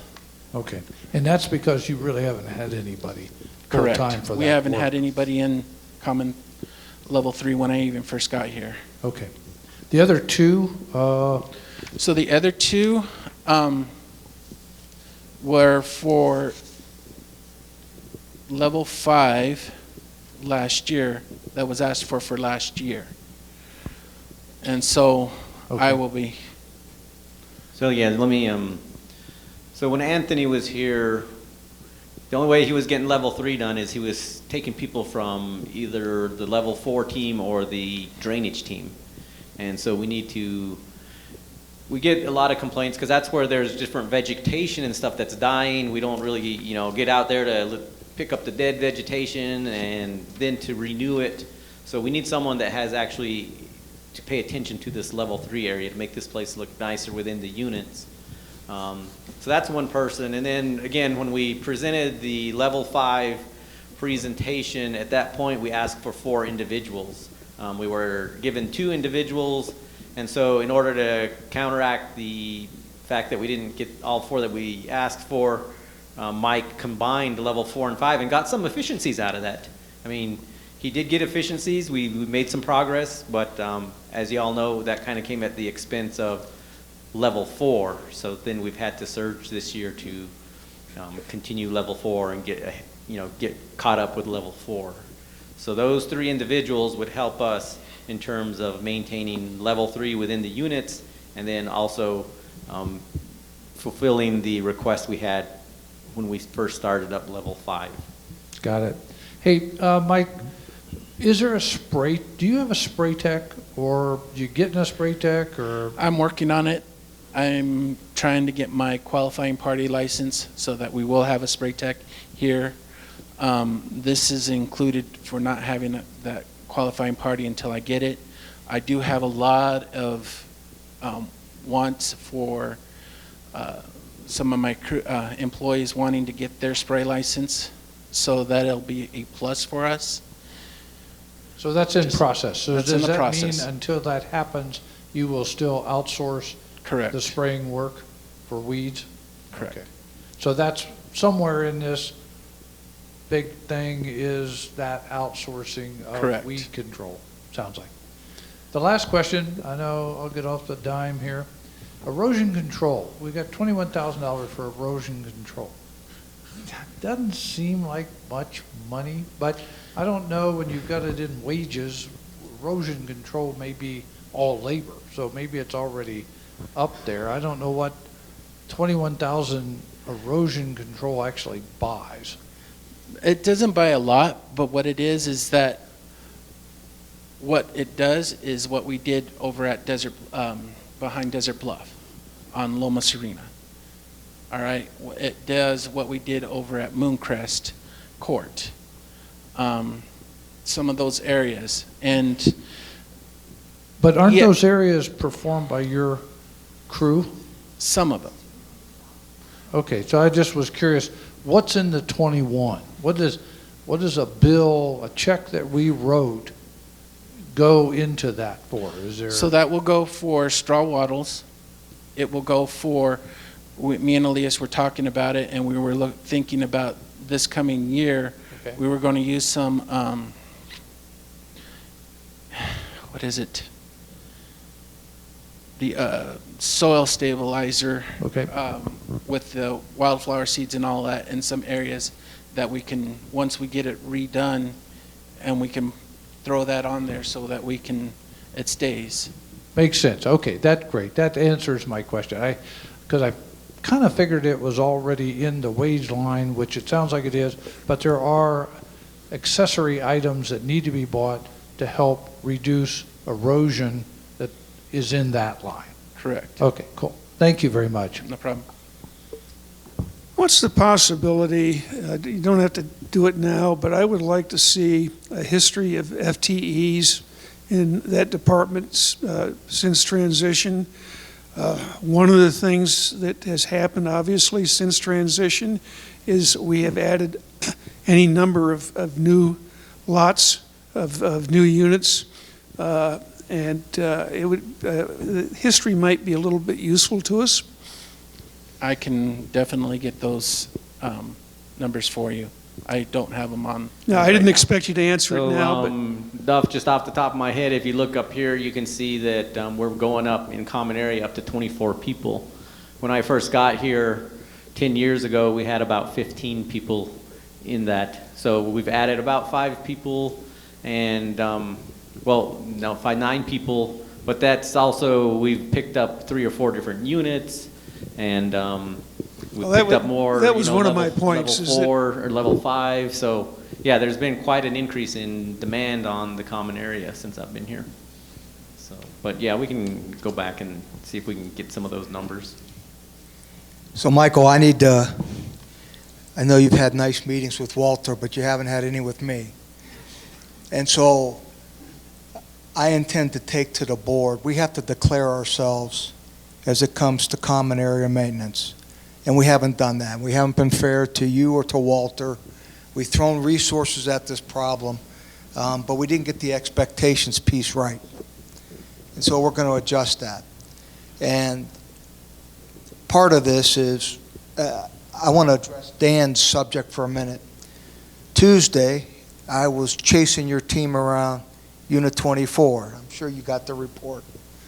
And so I'm down there walking the swales, and I don't even, and I think most of us don't get how complex level 4 maintenance is when you're dealing with these isolated units that have these swales connected to Unit 4 or level 4, and oh, by the way, the space between level 4 and those swales. And so I got an education just by spending a few hours out there on Tuesday. We have residents that have lots that are so steep from their brick walls down to these swales that they've actually gone out and built terraces themselves so they could put the sand back up there so the foundation of their walls was no longer exposed. I talked to a resident who had done that himself out there in 24. There is so much work that is hidden from us. And so I will tell you, level 4 is the #1 priority in this community going forward, and we're going to declare ourselves, and your strategies in 2025 are going to reflect that. Resourcing that comes to you is going to reflect what our priorities are. And so we're going to eliminate the confusion amongst the residents about what you're going to deliver and what the Green Stamp bonus program might look like. But Walter and I have been discussing this hard for the last couple of weeks. I haven't had the chance to engage the board fully on that. I'm busy doing my reconnaissance, so keep doing your work because you drag me out there and make me see. And I get one of the things we've got to do, Michael, is educate the community about water on and water off in our community and how it runs through all of these swales, and it goes from the north end of the community to the south end of the community, and it does have to be maintained because failure to do that is going to lead to much bigger problems down the road. Correct, and that's, if you're going, I would recommend going down to behind Desert Bluff on Loma Serena, where we did that work on Loma Serena, where we stopped the water from going down that slope.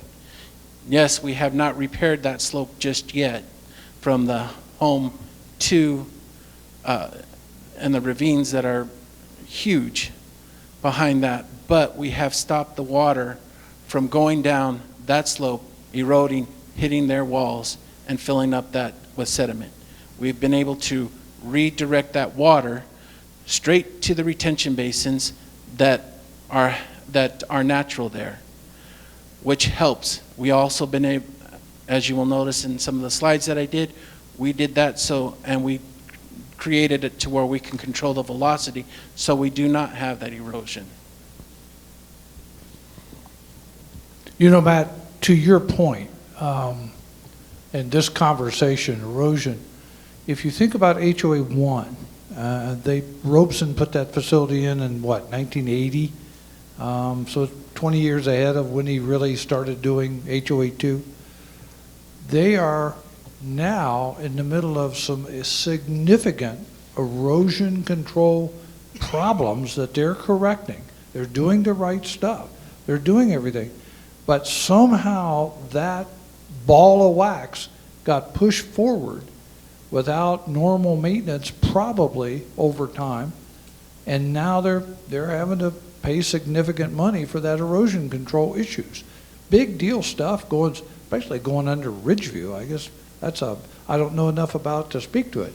But hopefully we're smart enough to maintain these areas from an erosion perspective that we don't just push that continually to a point where it's significant dollars that have to be dealt with. So anyway, Here. good job. I'm going to jump in here and help Michael out. In the CAM area, because it's been neglected for 2 decades, there are things that, as Matt said, that you don't see with your eye when you drive by or you walk by because it's covered up with a bunch of crap. And so now the first mission is to get rid of that stuff in level 4, which Matt has said very clearly that new people that you're adding is to get on level 4. I mean, and if we can get to level 5 at some point, great, but there are significant things coming for us as a community as well that we're just trying to get away from the weeds so we can see all of the issues that we have. But I have brought it up to the board several times that there are some expenses coming for our erosion issues that we have that we haven't dealt with. So they've already called out several that we're going to have to somehow put those into the future budgets, but it's coming. There are expenses coming. Like I said at the very beginning, when I was my first general manager,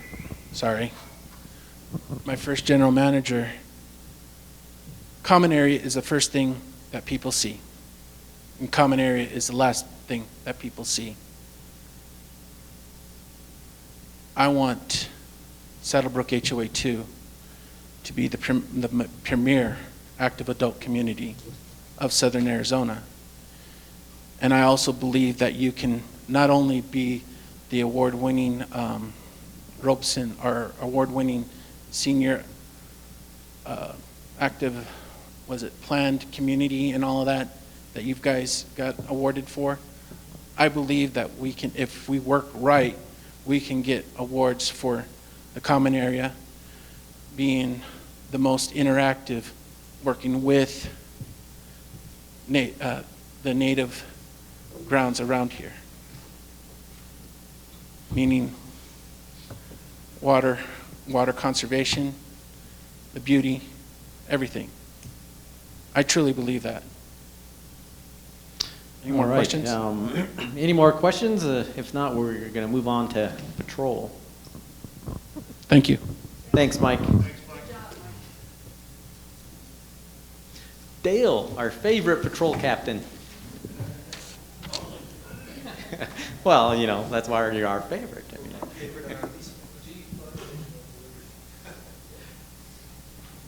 Okay, hi, Dale Tate, patrol captain.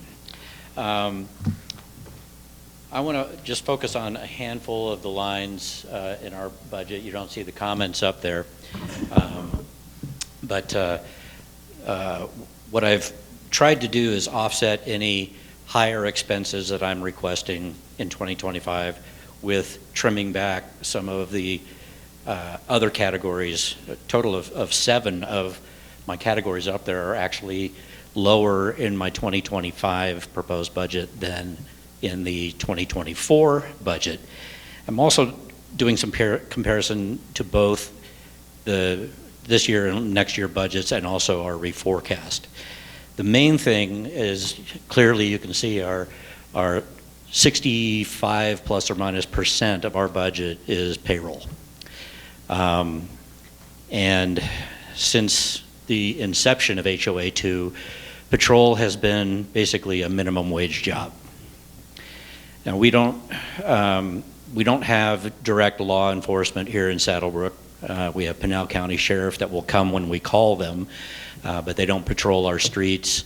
They don't provide day-to-day, moment-to-moment services. And while patrol recognizes the fact and embraces the fact that we are not law enforcement, without us, there's not much that we actually have.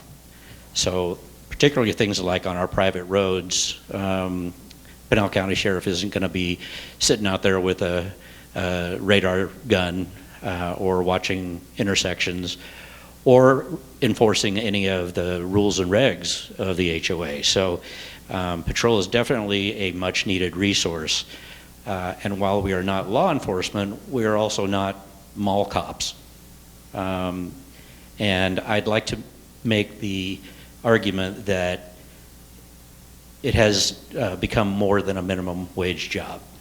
As I said at the director's summary, you pay somebody minimum wage, you're basically saying, if we could pay you less, we would.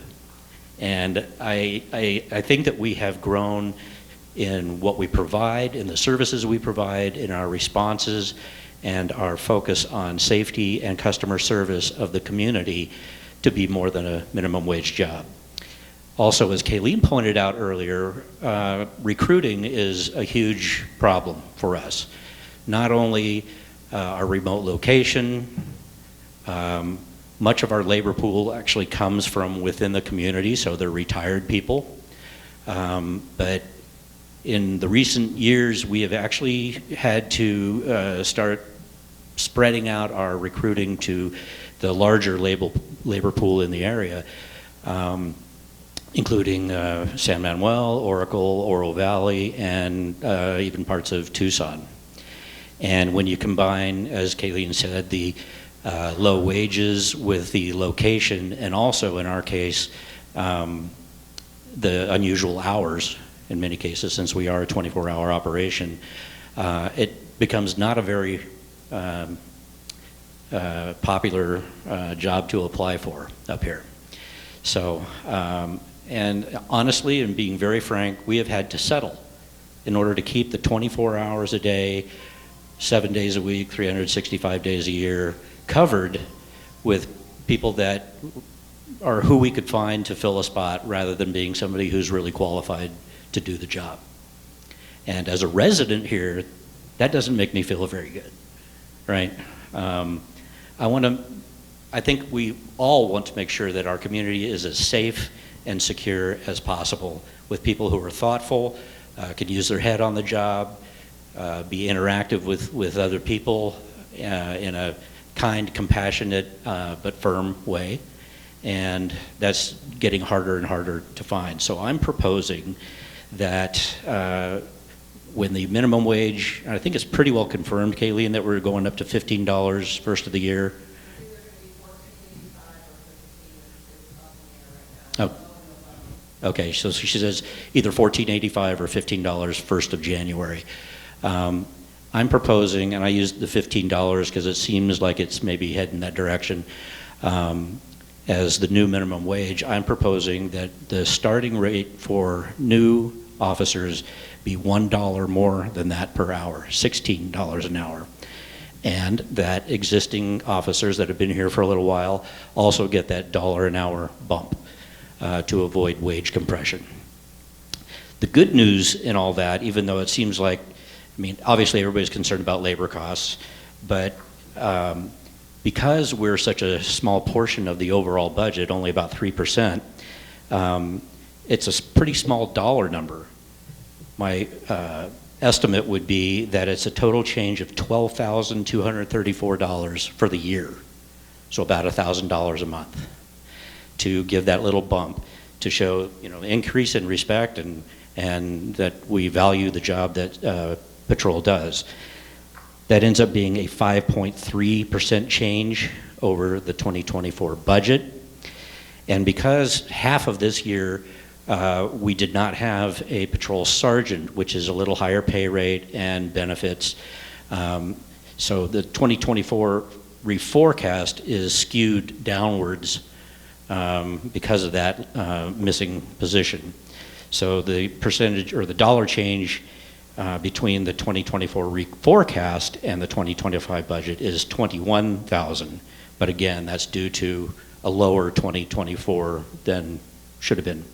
So that represents a 9.7% change. And when you add the burden on there, we're looking at a 5.7% increase over budget and an 8.7% increase over 2024 reforecast. I also want to address that the risk of the job has gone up in recent years, that we're starting to get a lot more pushback, some threatening behavior from people we might do a traffic stop on. I've actually had one, more than one, applicant say, "You're doing traffic stops and you're not armed," and basically wouldn't consider coming to work for us under those circumstances. because it's true. I mean, you see stories every day where a police officer pulls somebody over and ends up in a gunfight. So the risk is definitely going up, and I think an increase in the wage rate is appropriate for that reason alone. It would also give us a competitive edge.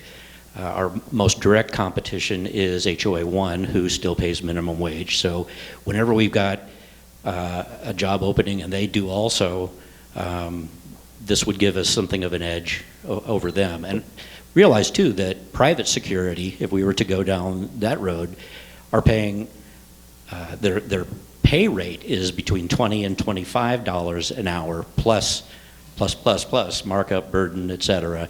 So the billing rate would be way higher than what we're paying for patrol. Last, retaining good officers. We've had quite a bit of turnover in the last year, about 50%, mostly due to some of our older citizens, senior citizens from the residents here on patrol, ready to completely retire and give that up, but also people who take the job and then a couple of months later say, you know, I found something closer to home, it pays a little bit better, has better hours, so see you later. So trying to address all those with just what's a minimum, a $12,234 increase over what we budgeted for in 2024. Before I move on to other line items, are there any questions about that or any comments? Great. The other two line items that I want to discuss that are not either going down or staying basically the same.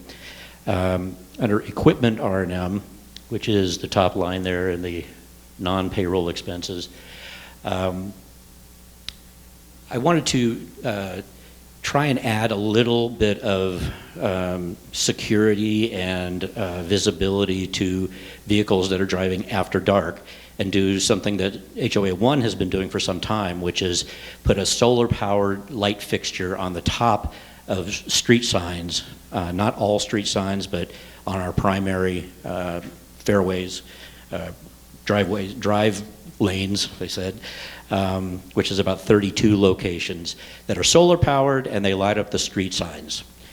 And they are very inexpensive. They're about $75 each.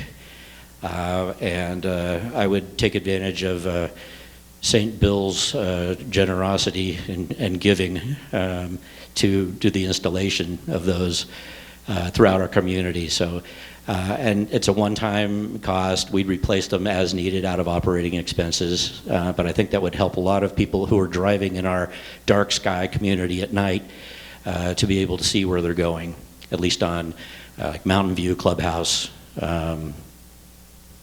Desert Bluff, and Catalina Hills. So Dale, that's do those lights that might be put on top of the street signs comply with the dark sky rules? Oh yes, they point downwards onto the sign. They're mounted on the top of the cross section of the intersection signs. They point downwards and they're very low voltage. They just illuminate the sign themselves and nothing more. Okay, thank you. So the total cost of those would be about $2,400, and again installed by our in-house facilities crew. That would be about it's a large change percentage-wise, but not dollar-wise, because it's otherwise a pretty small budget. The other item is security alarms, and inside the main entrances of our facilities, you'll see a little keypad that we use every evening to set the alarm system. These are the burglar alarm or security alarm systems. And then early in the morning to disarm those systems. Those systems were put in place 25, 28 years ago when we first built these buildings. And they have a display on them that is starting to fail on virtually every one of them. They're very difficult to see. And they came from a prior vendor, and they're just starting to fail. And unfortunately, they were never added to the reserve budget as something that could go wrong. So I'm proposing to replace them with one that our current vendor, which is Titan Alarm, uses, that they would be able to maintain and replace as needed. The older ones are not even available anymore, so we can't even replace like with like. The good news is they're not particularly expensive. They're about $250, $275 each installed. So the total ask for 18 of those devices around the community is $4,500. And again, it's a one-time thing. We could put it on the reserve study for next year, but them needing replacement anytime in the next 10 years is almost minimal. So those are really the only 3 items that have any significant increase over the 2024 budget. And by reducing my budget for other line items, I've actually, what it comes out to, the comparison between 2025 budget and 2024 budget is only a 1.3% increase. So these other reductions offset the additional wages and the other 2 projects. Compared to the 2024 reforecast, it's a 10.9% increase, but again, almost all of that is due to the lack of having a patrol sergeant for the first half of this year. So, being the last, I don't know if that was a good thing or a bad thing for me today, if you're all worn out and ready to go get lunch, but I'm open to any questions you might have. Wow. All right. Well, thank you for your attention. Appreciate it. All right, thank you, Dale. All right, to wrap this up, I'd just like to say thank you to the staff for all the time and the thought process they've put into this budget. It's the first draft, and I think we've given you a good, solid, like Matt likes to say, point of departure. So I think it's a good place to start. We've got a lot of thought process in there, and we've given up some stuff that we wanted. So I think we're off to a good start this year. What I'd like to do now is turn the meeting back over to Campbell, the Finance Committee, and probably some questions. We'll open up to the resident comments in a few minutes. Just for the committee members, I'm going to send out an email this afternoon asking for all your comments from today or anything else that you found for the first draft. I'll compile those and we'll discuss those at the meeting on the 19th. With that, any comments from who's left with the residents? And I think, Bill, if you don't mind, you can use your mic.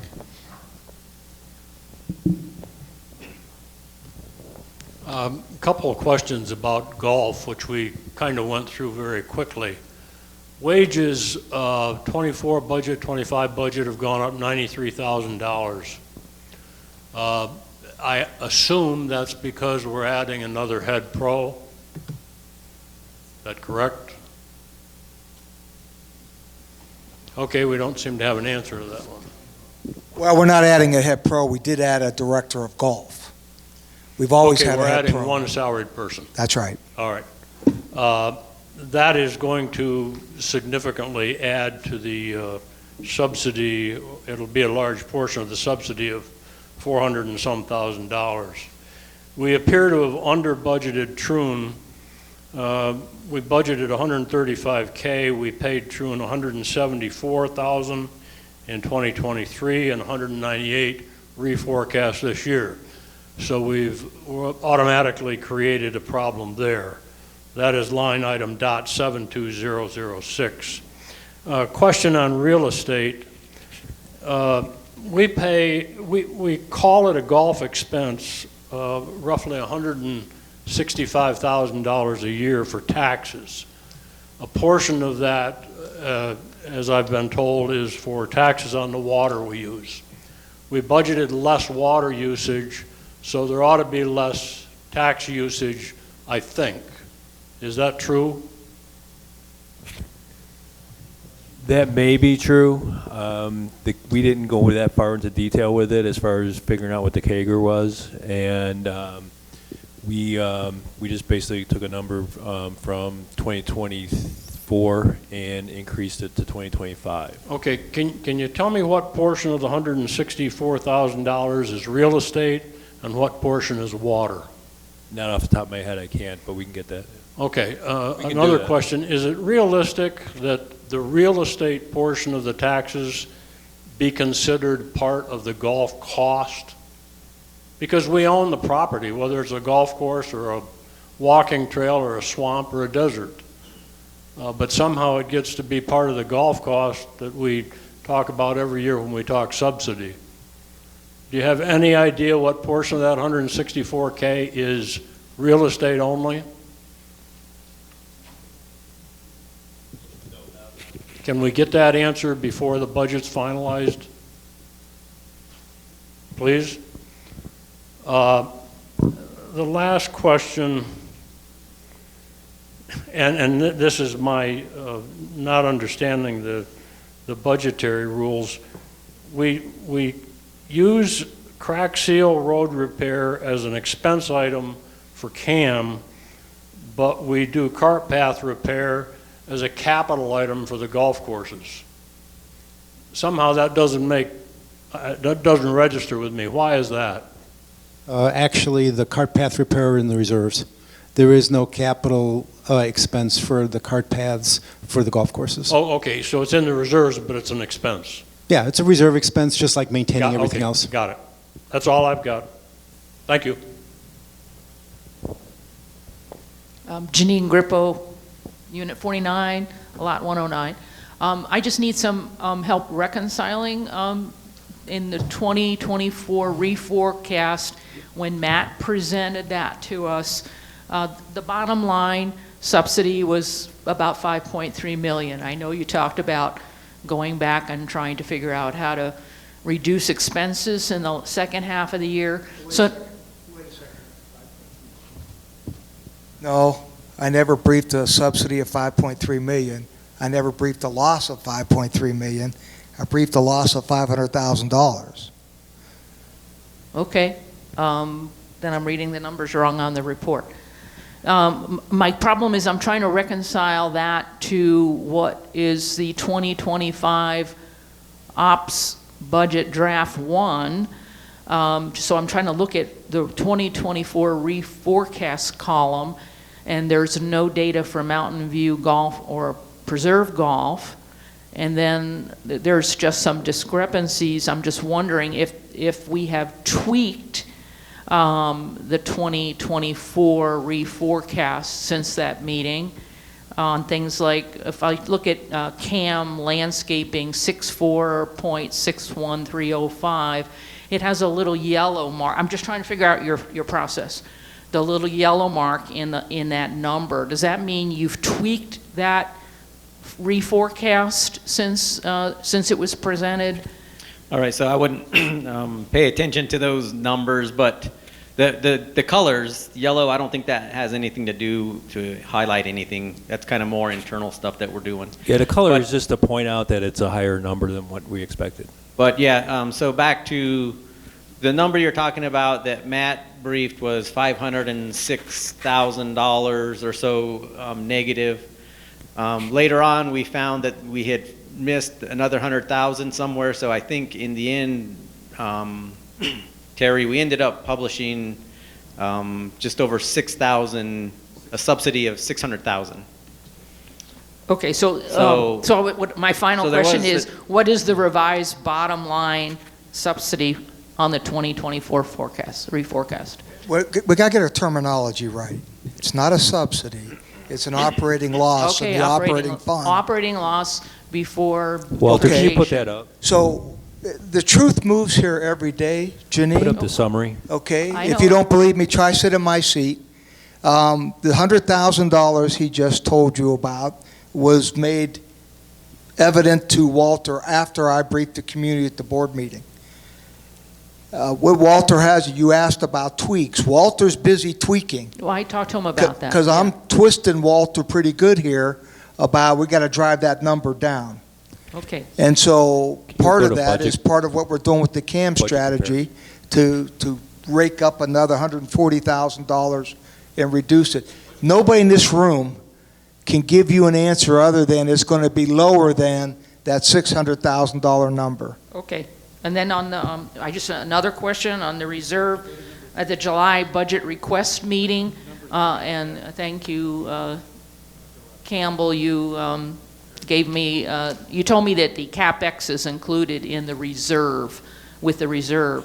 So my calculation said people were asking for we were asking for 3.5 in reserve, and it looks like we're going to spend about, on this September budget review, 3.493, so we approved almost over 99% of the requests. Is that about right?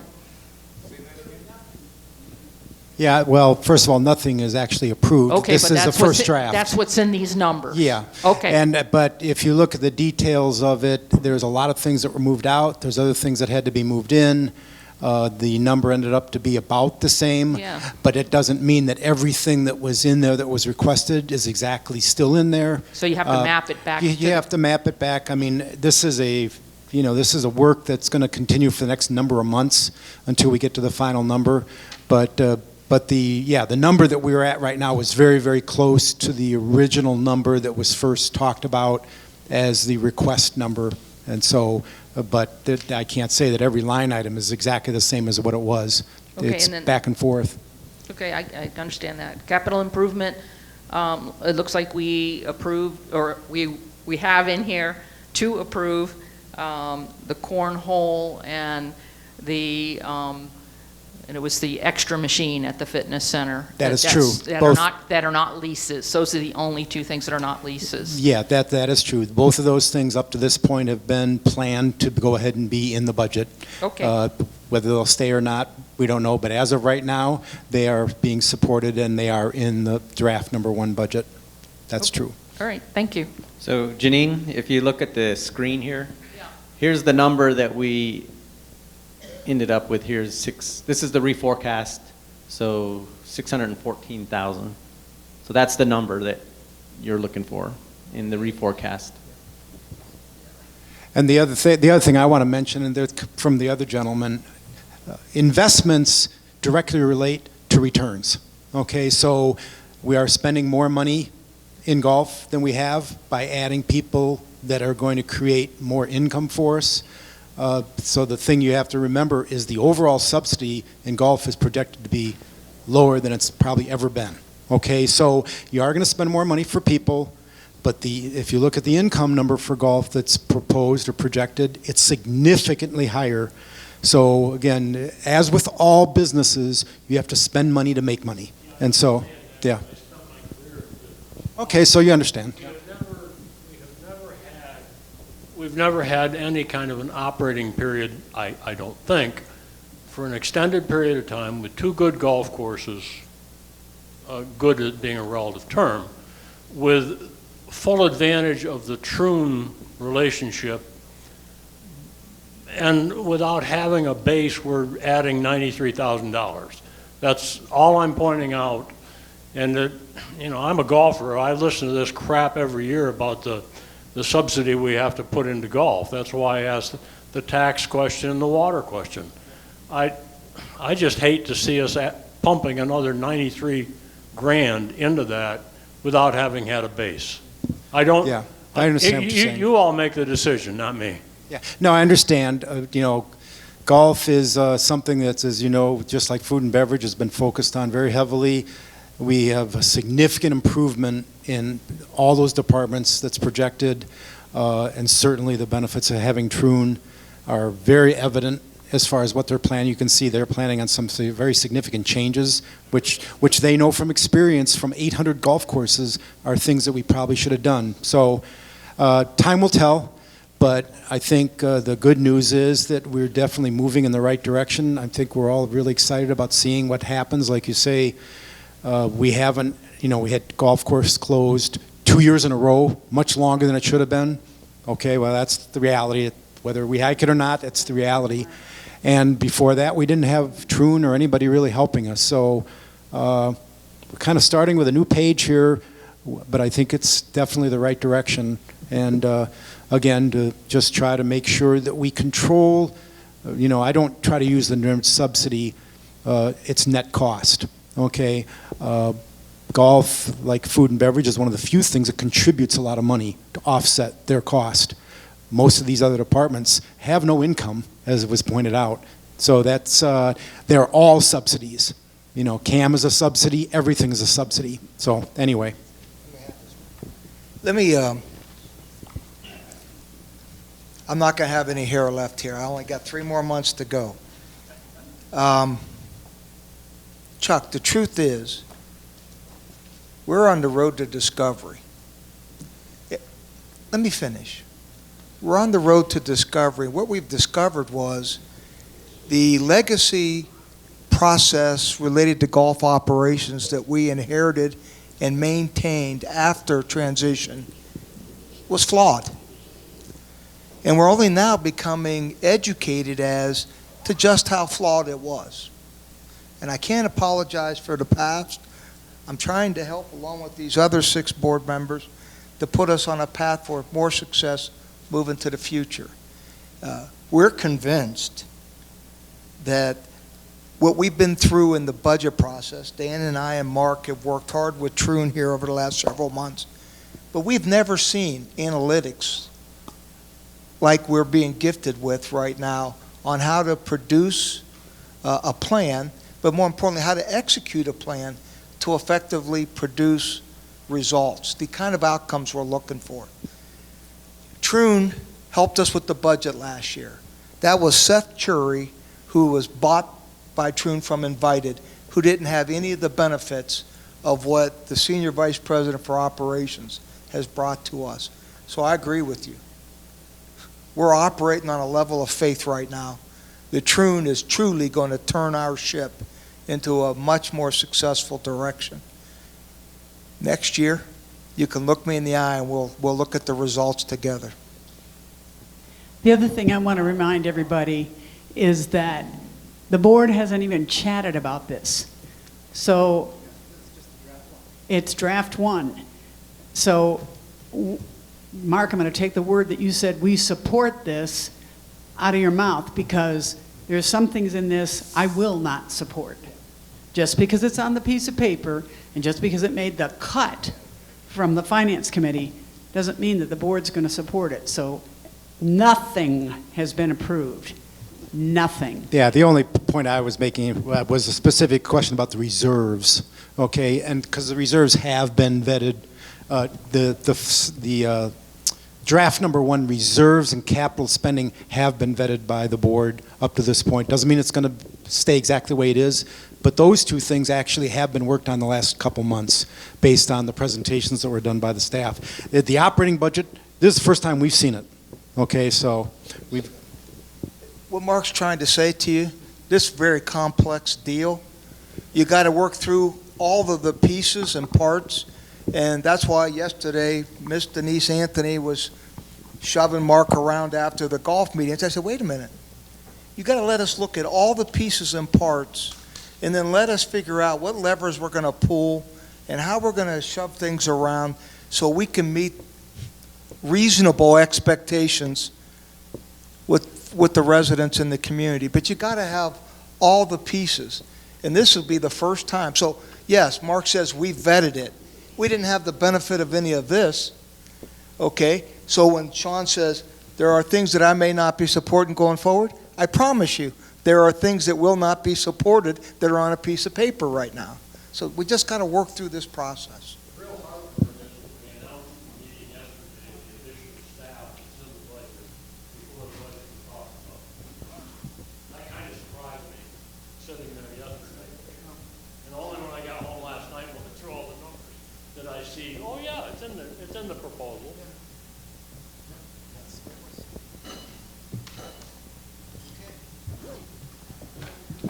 If nothing else, I say meeting adjourned.